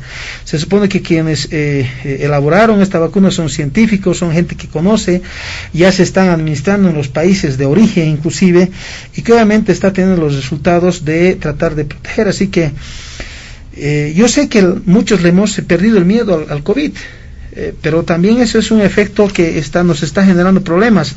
Hemos tenido una baja en los pasados meses, no sabemos por qué, muchos dicen que se ha debilitado, pero hoy nuevamente viene fuerte. Serán los médicos que nos expliquen, pero también hay que reconocer, y posiblemente aprovecho la oportunidad para siempre aconsejarles. Ustedes saben, muchos amigos saben, quienes me conocen, hemos llegado a terapia intensiva, hemos estado cerca de visitar el cementerio. A Dios gracias, estamos con vida, siempre vamos a estar agradecidos con los médicos, con las enfermeras en particular. Pero una sola recomendación: cuanto más antes uno se trate, cuanto más oportuno uno se trate. Yo veo a muchos amigos que dicen, pero es que no me he hecho la prueba. No se hagan la prueba. Yo no me he hecho la prueba, me he hecho la prueba ni al entrar al hospital ni saliendo del hospital, me he hecho la prueba después de 45 días, ya cuando estaba en lo último. Al primer síntoma de resfrío es mejor tratarlo, así sea o no sea COVID, ¿no? Porque después ya cuando va avanzando ya las complicaciones se dan y uno tiene que llegar hasta el hospital, donde obviamente ya están saturados los hospitales. Así que el 80%, en mi criterio, se han curado en sus casas con la administración de la ivermectina y otros medicamentos más.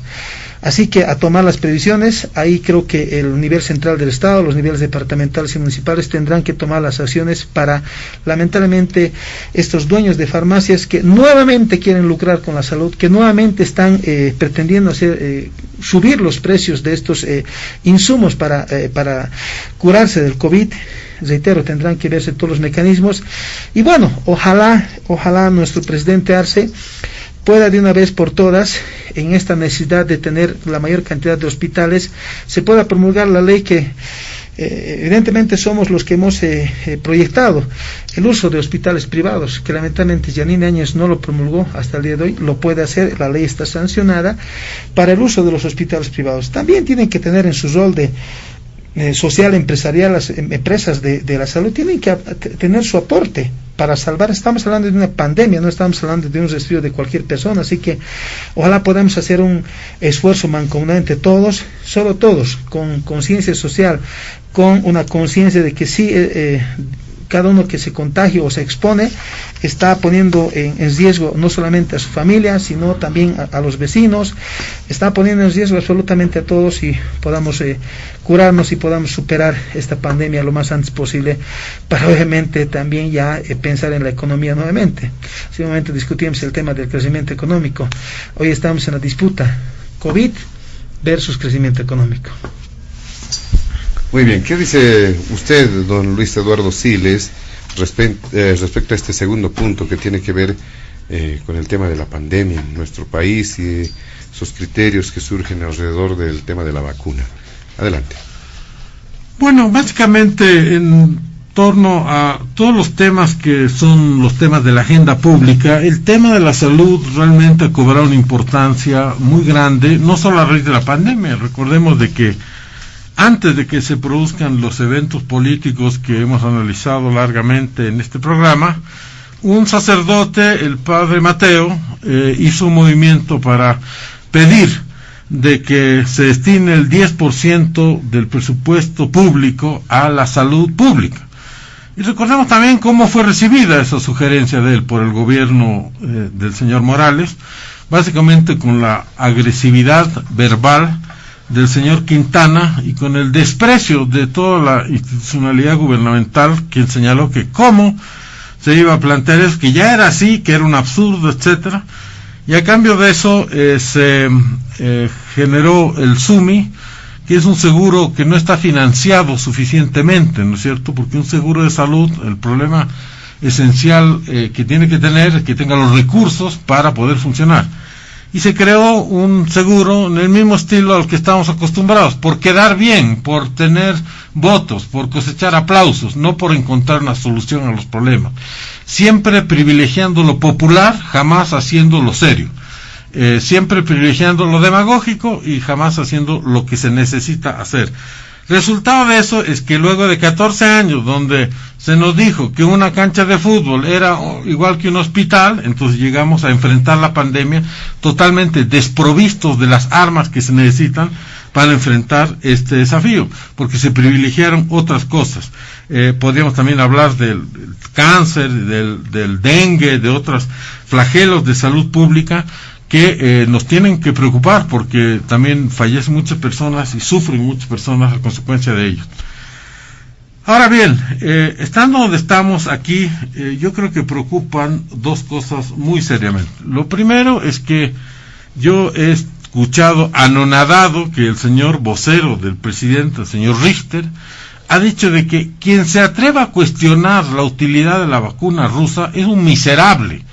Realmente yo quiero desde esta tribuna decir que esto es el colmo de lo inconcebible. Es decir, aquí esta persona confunde lo que es su función y quién es el mandante aquí. El mandante es el pueblo de Bolivia, que paga su sueldo, y todos los funcionarios del gobierno tienen que servir al pueblo de Bolivia, no cuestionar su derecho a debatir un tema como el de las vacunas. Estos son temas sumamente complejos, nuevos, son temas de sociedad. Y por Dios, o sea, todos estamos en derecho de cuestionar el precio, el origen y y el funcionamiento real de la tal vacuna. Entre paréntesis, yo no estoy de acuerdo con lo que dice don Omar, que a todos hay que exigirles que tienen que mostrar su certificado de vacuna. Por Dios, eso va en contra de la libertad individual de las personas. Y en el mundo entero, y en Bolivia también, se vacunarán los que quieren, los que no quieren los vacunarán.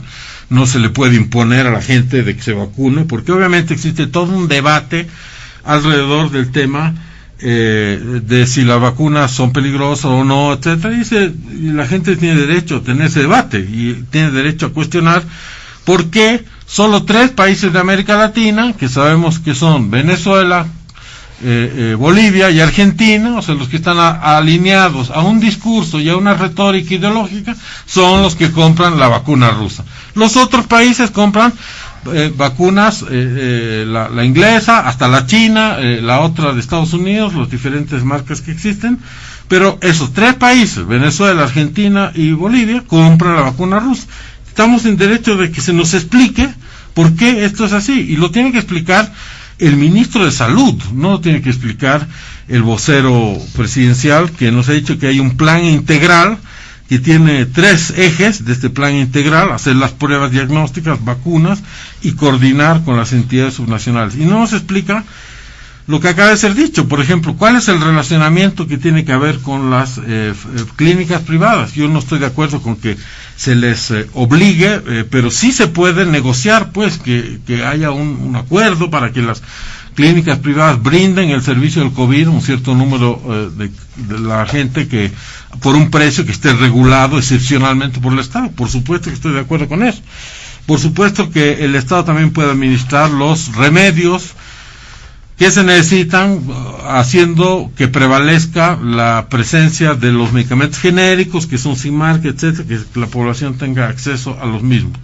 Y por último, me parece esencial de que hay una política de Estado sobre este tema. Es decir, aquí la actitud es cada gobernación que se las arregle, cada alcaldía que se las arregle, que definan si hay cuarentena o no, que definan las políticas. No, yo creo que este es un momento donde se necesita cabalmente una política central que diga a nivel nacional, en primer lugar, la comunicación que lo que se va a informar es esto, lo va a informar el presidente, lo va a informar el ministro de Salud, porque esto es un tema pues muy grave, se muere la gente de esto, y sufre muchísimo y genera mucho dolor y trauma en la sociedad y en la familia. Entonces no puede estar limitado esto a que el vocero presidencial informa. Tiene que definir el presidente una política pública y el ministro de Salud tiene que dar la cara y hacer las cosas. Para nosotros este es un tema absolutamente central, repito, es un tema literalmente de vida o muerte. O sea, no puede haber tema más importante que este. Si no hay salud no hay nada.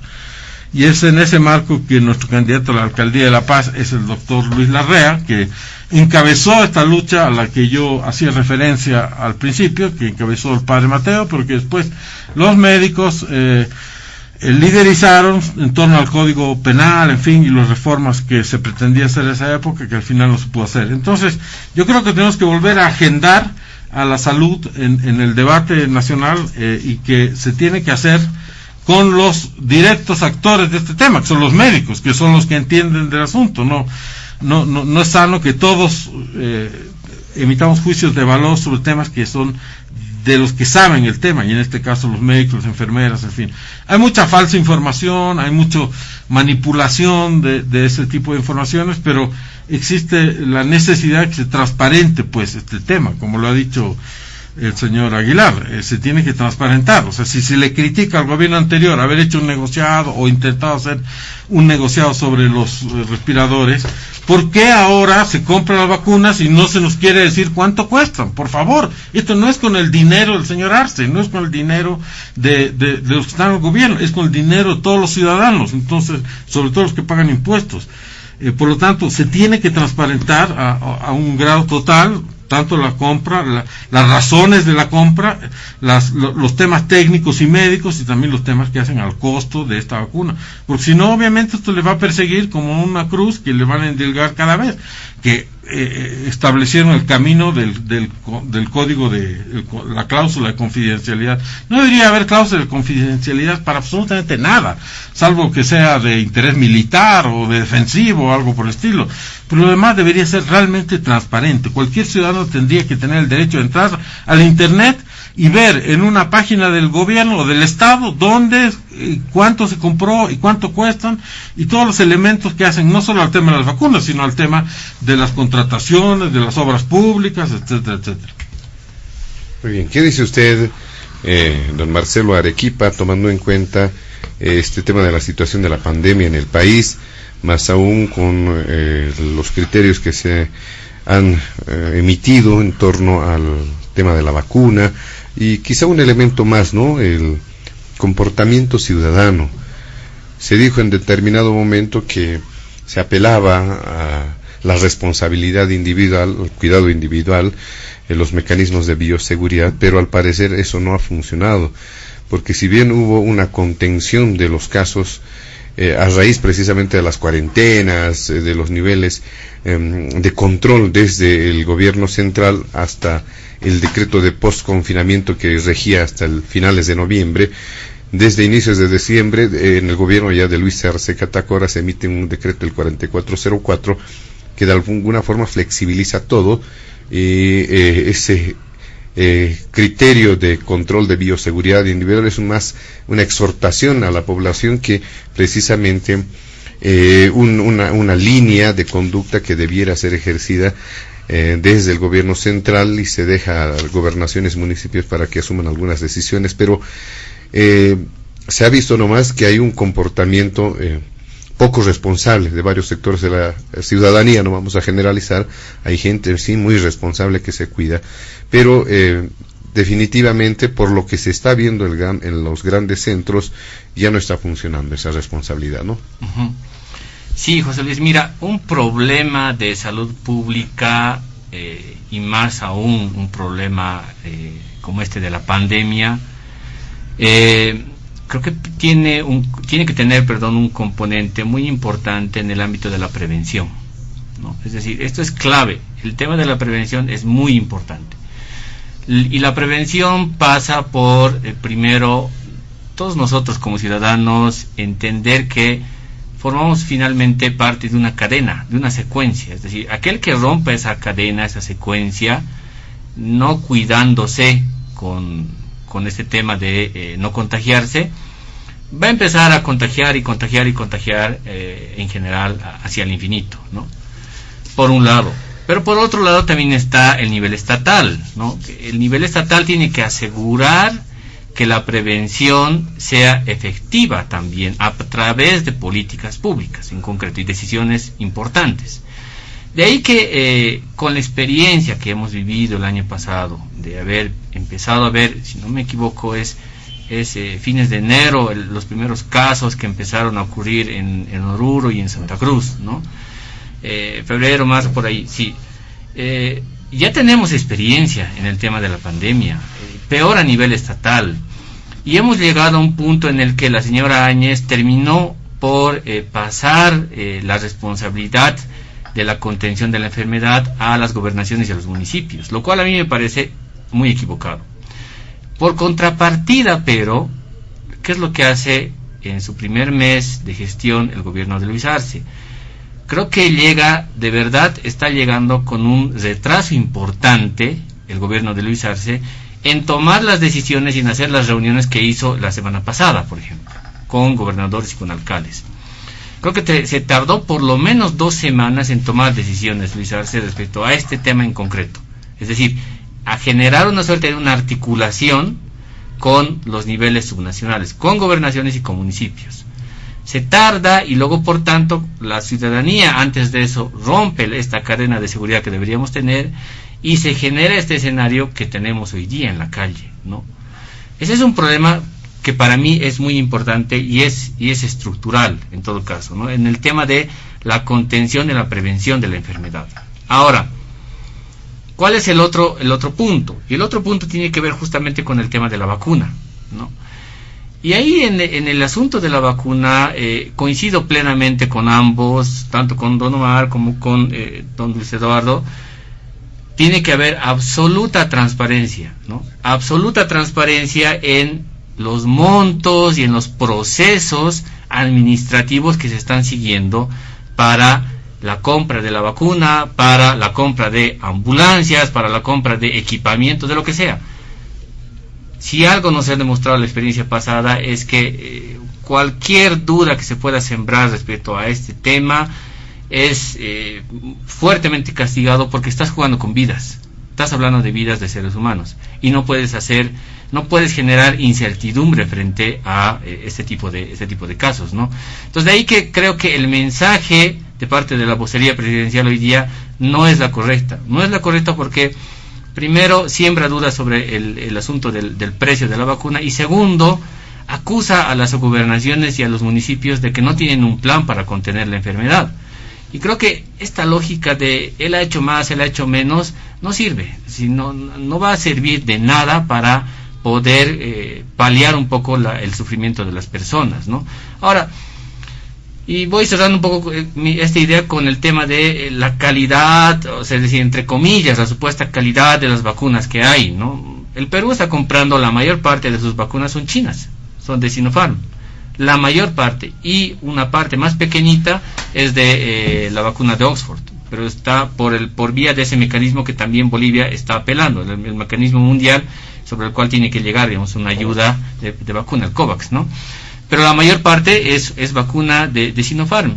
Y uno podría decir, digamos, basados en esta idea de el sentido común en general, es que lo chino no es bueno. No es cierto tampoco, es decir, no es cierto. Aquí hay que tener por eso mucho cuidado respecto de cuáles son los procesos por los cuales se transporta incluso las vacunas. La vacuna que tiene o que no necesariamente necesita niveles complejidades logísticas importantes para transportarse son la china y son la rusa. Las otras vacunas, creo que excepto la de Oxford, la otra, la de Pfizer y la de Moderna, necesita más bien niveles de aislamiento más importantes, ¿no? Entonces, que llegue aquí va a ser muy difícil. Y la última cosa ahí hay un decreto supremo, no sé el número exactamente, pero hace muy poco, hace unas 2-3 semanas atrás, el presidente Arce lo firmó, en el sentido en el que permitía a las gobernaciones y a los municipios adquirir vacunas también por su cuenta. Está ese decreto firmado. Entonces no puede salir el señor Richter a decir que las gobernaciones y los municipios no adquieran vacunas, cuando hay un decreto supremo ya firmado que les posibilita a ellos también adquirirlas. Y creo que eso es bueno. Estamos hoy día en un mundo en el que el mercado está demandando mucho el tema de las vacunas. Están demandando todavía otra vez respiradores. Y el hecho de que las gobernaciones y los municipios puedan adquirir para inmunizar a su población, no necesariamente utilizando solamente o de manera exclusiva la vacuna Sputnik, creo que es bueno. Creo que eso va a ayudar más bien a que bajemos la incertidumbre y bajemos la cantidad de personas infectadas, ¿no? Creo que es por eso otra vez muy importante que nos cuidemos, que intentemos ser lo más precavidos posibles, porque si algo nos está demostrando esta enfermedad es que los niveles de incertidumbre y miedo son muy altos, y solucionarlo esto, atenderlo esto de la manera más pronta posible nos va a ayudar y nos va a servir. Muy breve, a un par de minutitos, por favor, para ir completando este segundo punto, a nuestros tres invitados.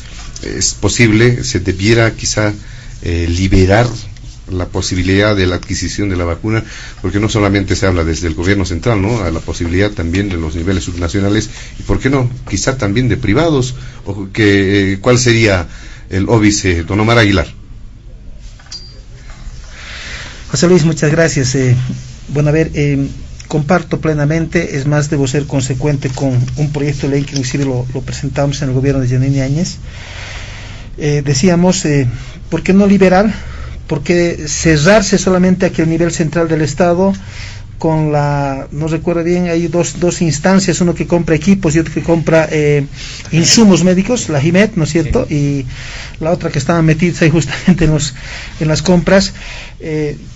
Por eso debo ser consecuente, y es un proyecto de ley justamente para hacer de que los gobiernos municipales y los gobiernos departamentales también tengan la misma, o sea, que no haya un monopolio en este tema, puedan comprar insumos para un principio inclusive técnico de transparencia. Es decir, si la gobernación de Santa Cruz compra la misma vacuna que hoy está comprando el Ministerio de Salud, y resulta que hay diferencia de precios, no creo que haya diferencia entre traerlo a La Paz y traerlo a Santa Cruz, ¿no es cierto? Es decir, ya hay un elemento de comparación para decir un ratito, aquí hay sobreprecio o no hay sobreprecio, o posiblemente sea el de Santa Cruz el que te compre con sobreprecio, ¿no es cierto? Es decir, hay un nivel de transparencia.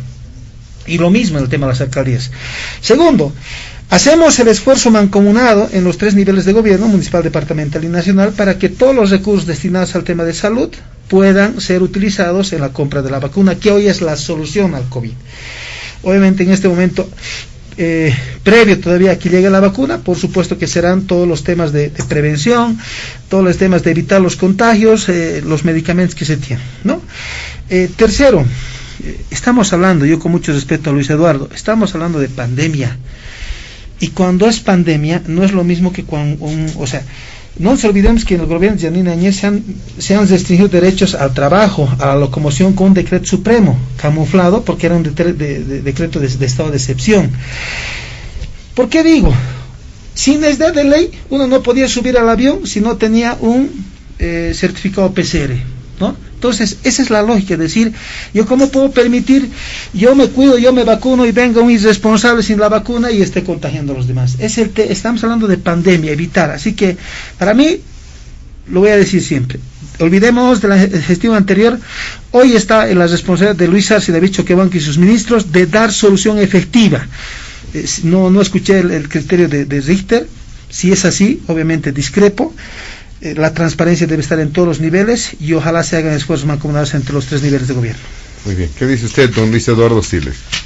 Bueno, yo quiero decir que esto es, así como lo de las cuarentenas rígidas que hizo el gobierno de Yanine Áñez, impidió el derecho, como señala Omar, a que la gente trabaje, pero eso se hizo en todas partes del mundo, o sea, eso no es un invento de la señora Áñez, es pandemia. Entonces, si ahora los requerimientos de las autoridades de salud hacen de que se tenga que volver a hacer eso, porque si no la gente se va a morir, entonces el bien mayor pues es que el Estado tiene la obligación de proteger, y el costo económico puede ser alto, pero nunca puede ser tan alto a que todos se mueran, porque si todos se mueren, entonces ya, ¿para qué vamos a tener economía? Eso es, al final, en este debate entre economía y salud, tiene que ganar la salud, dado las características de esta enfermedad, y que usted conoce muy bien, porque usted nos estaba describiendo cómo padeció cuando estuvo afectado por el COVID, que le afectó en forma grave y fue muy terrible. Entonces yo no tengo la necesidad de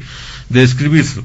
Esto dicho, bueno, me imagino yo de que comprar una gran cantidad de vacunas no es lo mismo que comprar pequeñas cantidades de vacunas, ¿no? En términos de precio. Entonces ese es un argumento en contra de que cada uno negocie por su cuenta. Quizás podría haber una cantidad que sea negociada a nivel central y otras que sean negociadas a nivel departamental, y eso también permitiría que haya la posibilidad de diferentes orígenes y marcas de la vacuna. Pero volviendo al tema, yo viajé recientemente al Paraguay y efectivamente me hice un examen COVID, para llegar allá me lo exigieron, y para volver a Bolivia también me lo exigieron.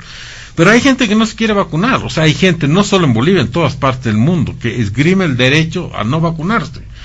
Es una corriente de pensamiento y de gente que lo piensa muchos años, o sea, no solo con esta vacuna. Entonces, ahí hay el debate, ¿no es cierto? La libertad individual versus la fuerza del colectivo, del grupo. Y yo personalmente pienso de que además es harta gente, es como 40% de la población, o 30% de la población de Estados Unidos no quiere vacunarse. Ese derecho tiene que ser preservado, la libertad también está por encima. Son temas muy complicados, ¿no? Bien, para cerrar brevemente, don Marcelo Arequipa. Sí, el decreto supremo que decía hace un momento atrás es el 4432 del 29 de diciembre, firmado por el presidente Luis Arce, y él autoriza que se puedan comprar vacunas, pruebas, medicamentos, insumos médicos para combatir el COVID, para los niveles subnacionales, ¿no? Autoriza este decreto supremo. Quizá no sé si sea necesario una norma, como decía también aquí don Omar Aguilar, en su experiencia de senador, sea también importante eso. Lo digo porque estamos viendo en realidad, claro, unos números importantes de gente contagiada, de gente infectada, pero eso también creo que hay que reconocer, se debe también en gran medida al hecho de que hoy día hay más posibilidades de hacerse una prueba PCR, por ejemplo. El año pasado, el primer trimestre, los primeros 6 meses de la pandemia, era prácticamente difícil encontrar un laboratorio que pudiera hacerla, una prueba PCR. Hoy día no. No estoy diciendo que con eso estemos arreglando el tema. Claro, no es el único elemento, ¿no? Exacto. Pues será parte de, digamos. Exacto, es parte de, ¿no? Incluso es parte de la administración misma de este problema que tenemos, ¿no? Pero los insumos médicos, que igual desaparecieron prácticamente de las farmacias, ¿no? Creo que hoy día un poco en las cajas de salud hay algunos insumos médicos, pero no hay que asegurarse absolutamente de todo eso. Y ahí no hay duda de que en términos globales estamos en un mercado, estamos en un gran mercado. Y ahí es importante, por eso, no monopolizar en realidad el tema de la adquisición. Y quizá, como decías también hace rato, José Luis, creo que incluso hasta las clínicas privadas deberían tener la posibilidad de comprar las vacunas, si es que pueden, incluso traer las vacunas, ¿no? Porque creo que en Cochabamba había una empresa que quería traer el tratamiento del Avifavir, del tratamiento ruso, que no se pudo traerlo porque hubo una burocracia aquí importante que impidió el año pasado, Y ahora también creo que hay una empresa cochabambina que igual está pidiendo traer el Sinopharm, es decir, la vacuna de Sinopharm en realidad para el COVID, que igual, entonces se necesitan agilizar en realidad hay procesos, pero con transparencia, que creo que eso es bien importante. Muy bien. Vamos rápidamente al último punto de diálogo en Panamericana. Por la premura del tiempo vamos a pedirles a nuestros invitados hacer uso de por lo menos un máximo, a lo sumo 6 minutos por participación. Tiene que ver con un tema internacional y que ha generado también bastante expectativa, reacciones, repercusiones sobre lo ocurrido en el Capitolio en Estados Unidos. Se daña, dice, la democracia o la institucionalidad democrática con este tipo de señales, y de alguna forma esto tendrá que generar algún tipo de acciones, de actitudes, aunque desde ese punto de vista, desde el punto de vista de la democracia occidental precisamente, hay estos criterios, aunque desde otros puntos de vista, sobre todo de izquierda, ¿no es cierto?, históricamente desde los clásicos dicen no hay democracia en el mundo, simplemente es una formalidad de la democracia formal o burguesa, como se solía decir, y que lo sucedido en Estados Unidos está constatando precisamente ese hecho, ¿no?, de que habría que evaluar cuáles son las proyecciones, a dónde nos dirigimos como planeta, precisamente administrando este sistema democrático en las naciones. Don Omar Aguilar.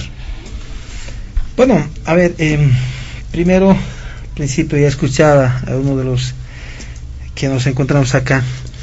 Estados Unidos, la representación máxima del respeto a la democracia. Por supuesto que hay que rescatar, y creo que es uno de los países que la democracia interna de los partidos, tanto los republicanos como de los demócratas, que son solo los únicos que participan en las elecciones en Estados Unidos, sus democracias internas son tan importantes, tan fuertes, tan participativas como la misma elección misma de presidente, ¿no? Entonces, obviamente se reconoce aquello, pero por supuesto también yo no puedo dejar de mencionar cómo un país con el poder mundial que tiene también pues ha venido atentando a las democracias de los países en desarrollo, ¿no? Es decir, a los países principalmente que no condicen con su pensamiento ideológico de algún mandatario de Estados Unidos. Es decir, alguien que no está de desacuerdo, no, obviamente se genera una desestabilización de las democracias de los países, reitero, principalmente en desarrollo, o de aquellos países que obviamente son de interés económico en la explotación de sus recursos naturales principalmente. Lo del Capitolio, definitivamente reprochado no solamente por los propios estadounidenses, reprochado yo creo que por casi todos los países en democracia. Vamos a reprochar este acto, que no es otra cosa, pensar que no ha sido parte del populismo, no ha sido parte de la estrategia de Donald Trump, pensar que no es su gente, de que es gente que por gravedad se aparecieron ahí para generar la convulsión en la casa donde están los congresistas. Por supuesto que llama mucho la atención, además obviamente con muertos, inclusive entiendo con un efectivo policial. Así que realmente lo que ha ocurrido con este asalto al Capitolio debe ser reprochado absolutamente por todos, y pretender hacer una comparación de lo que ha querido hacer Donald Trump con Evo Morales es totalmente diferente. Primero que pedir la reconsideración o el reconteo de los votos, obligar en todo caso, obviamente no condecía para nada. Lo que ha ocurrido el 2018 en Bolivia es totalmente diferente, pero claro, seguramente es un tema que se lo va a querer indulgar, o se lo va a tratar de hacer una analogía con Evo Morales, que en todo caso me anticipo a decir que es totalmente diferente. Pero felizmente, después de lo ocurrido en este asalto al Capitolio, Donald Trump ya a partir de ya el Congreso haber ratificado los resultados de las elecciones que le dan el triunfo a Biden, por supuesto que Donald Trump ya prácticamente los días y las horas precedentes ha aceptado su derrota, ha aceptado la transición, ya se está preparando para la salida de la Casa Blanca, y por tanto obviamente esto va a ser un episodio más, yo creo que de una mancha negra en la democracia de Estados Unidos. A tiempo de agradecerte, querido José Luis, una vez más en este diálogo en Panamericana, saludar una vez más a Luis Eduardo Siles y por supuesto a Marcelo Arequipa, que estemos bien, que Dios nos bendiga siempre, que Dios nos proteja, y siempre la recomendación a todos los hermanos bolivianos a que nos cuidemos, a que cuidemos a nuestras familias, y ojalá todos juntos, junto a nuestros gobiernos municipales, departamentales, siempre lo digo, a nuestras autoridades y nacional, podamos combatir todos y poder eliminar definitivamente este COVID. Muchas gracias. Perfecto, muchas gracias, don Omar Aguilar. Para finalizar el último punto, don Luis Eduardo Siles, brevemente, por favor. Bueno, sí, yo creo que como todos hemos visto atónitos esas imágenes del templo de la democracia norteamericana avasallado por una turba. Yo creo que esto no es bueno, no es sano, es triste, y creo que es algo que hace retroceder a Estados Unidos y que hace retroceder a los que creemos en la democracia. Si eso ha ocurrido allí, imaginémonos qué puede ocurrir en otro lado, puede ocurrir absolutamente cualquier cosa. Es una imagen que a mí personalmente me dolió ver. Yo me gusta decir que en este mundo de internet, de tecnología, de instantaneidad, todos votamos en las elecciones de otros países, porque aunque no cuente nuestro voto, pero damos nuestra opinión, la ponemos en Facebook, y cada uno tiene su opinión de la elección del vecino, del norte, del sur, etcétera. En este caso, esto ha dado lugar a unos análisis efectivamente comparando a Trump con Evo, y a mí me gusta el recordatorio que hace el señor Tuto Quiroga, que dice: Trump mandó a cerrar el Congreso, a cercar el Congreso una vez, pero Evo Morales lo hizo 3 veces, y recordemos de que eso efectivamente fue así. Cercó 3 veces el Congreso el año 2006, cuando solo le faltaban 3 senadores de ventaja tenía la oposición para llegar a los 2 tercios, entonces movilizar 2,000 personas ebrias para amenazar a esos 3 senadores. Y en el fondo también está lo mismo, está una especie de adicción al poder, o sea, una especie de ego que no se puede domar con nada. Es decir, a toda costa el señor Evo Morales quería ser elegido por un 4º mandato, a toda costa el señor Trump quería desconocer el resultado del voto de los ciudadanos de los Estados Unidos. Oppenheimer, que es un columnista conocido, y Ronald McLean coinciden en esta lógica, y también creo que es importante decir de que aquí está pues también un discurso detrás de esto, un discurso divisionista, confrontacional, del populismo, ¿no es cierto? El populismo habla, asusa a las masas, altera el estado de ánimo de la gente, y el resultado, la cosecha, son este tipo de desastres, que yo creo que es un desastre. Pero al final en Estados Unidos primó el sentido común y la cordura, pero ya no, el mundo ya no será igual, como el mundo no será igual a partir de la pandemia, tampoco será igual a partir de este hecho, y qué cosas más nos esperarán. Yo creo que tenemos que estar preparados. Es un mundo absolutamente incierto, y la tecnología y la instantaneidad, insisto, lo vuelven más incierto. Cualquier cosa puede pasar, en términos de salud, en temas económicos y en términos políticos institucionales, como lo hemos visto en estos hechos surrealistas de esta gente que veíamos todos a través de la televisión. Muchas gracias, José Luis, por el programa, a don Omar Aguilar, a don Marcelo Arequipa igualmente. Muy bien, para finalizar, don Marcelo Arequipa, apelando a su capacidad de análisis, ¿qué es lo que ha ocurrido? ¿Cómo se entiende lo sucedido en el Capitolio allá en Estados Unidos? Mira, yo lo veo como el último estertor, el último arañazo de poco el empuje que quería hacer Donald Trump para intentar mantenerse en el poder, ¿no? Pero al mismo tiempo, ya viéndolo, digamos, en términos más globales, lo que veo también es una señal de debilitamiento muy fuerte de la democracia liberal, que ya venía debilitándose ya hace un poco. Ya hay una suerte de corriente teórica, incluso en los últimos 5 años, por lo menos, en los últimos 5 años, que hablan de que las democracias están en un proceso de recesión, ¿no? Y ya hay eso. Y hay incluso hasta textos más duros y más contundentes diciendo que la democracia muere, ¿no? A ver, Yo creo que en realidad es un símbolo, es un síntoma más importante, es un ejemplo además más importante de que probablemente un país que dominaba hegemónicamente y que se lo puede llamar un imperio ya no lo es. Y ya no lo es porque hoy día ya no hay una unipolaridad en realidad, es un dominio unipolar en el mundo, hay una multipolaridad. De ahí que dos actividades, por ejemplo, dos tareas que concentraba Estados Unidos y que era muy importante en el mundo, la actividad económica comercial y la actividad geopolítica, hoy día está dividida en dos. ¿Quiénes más bien hoy día concita mayor interés en esto? China maneja y tiene una prioridad y tiene una influencia económica comercial en el mundo importante. ¿Y quién tiene hoy día una prioridad y un dominio geopolítico sobre el mundo? Rusia. O sea, hay una suerte hoy día de pasar la posta en realidad en el caso de Estados Unidos hacia otros países que se han ido haciendo cargo en la medida en la que ha ido apareciendo Donald Trump, que es además una figura bien rupturista y bien antipolítica en realidad de lo que se conoce dentro de las democracias, ¿no?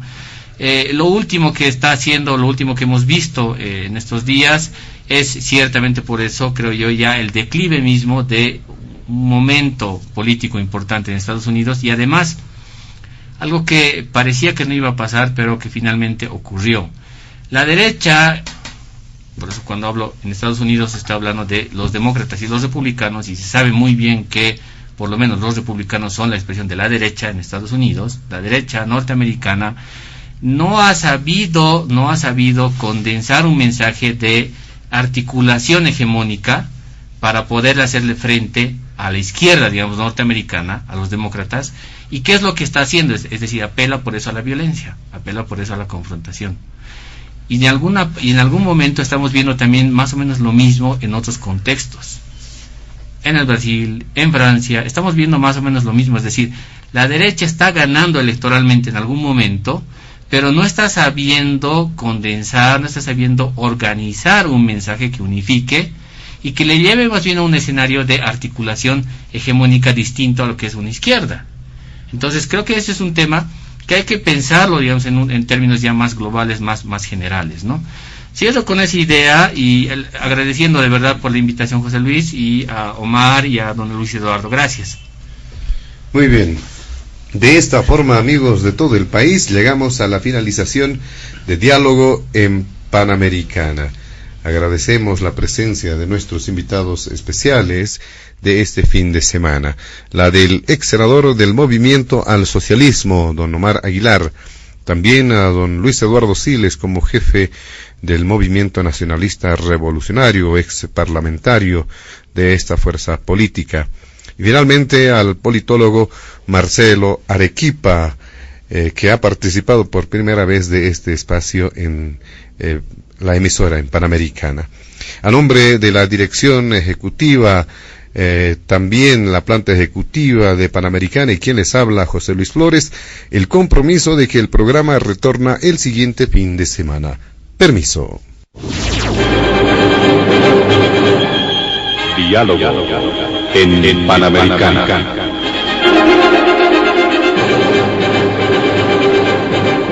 La radio agradece por la atención prestada al programa de hoy.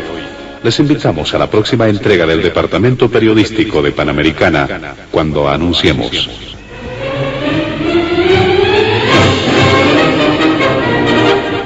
Diálogo en Panamericana.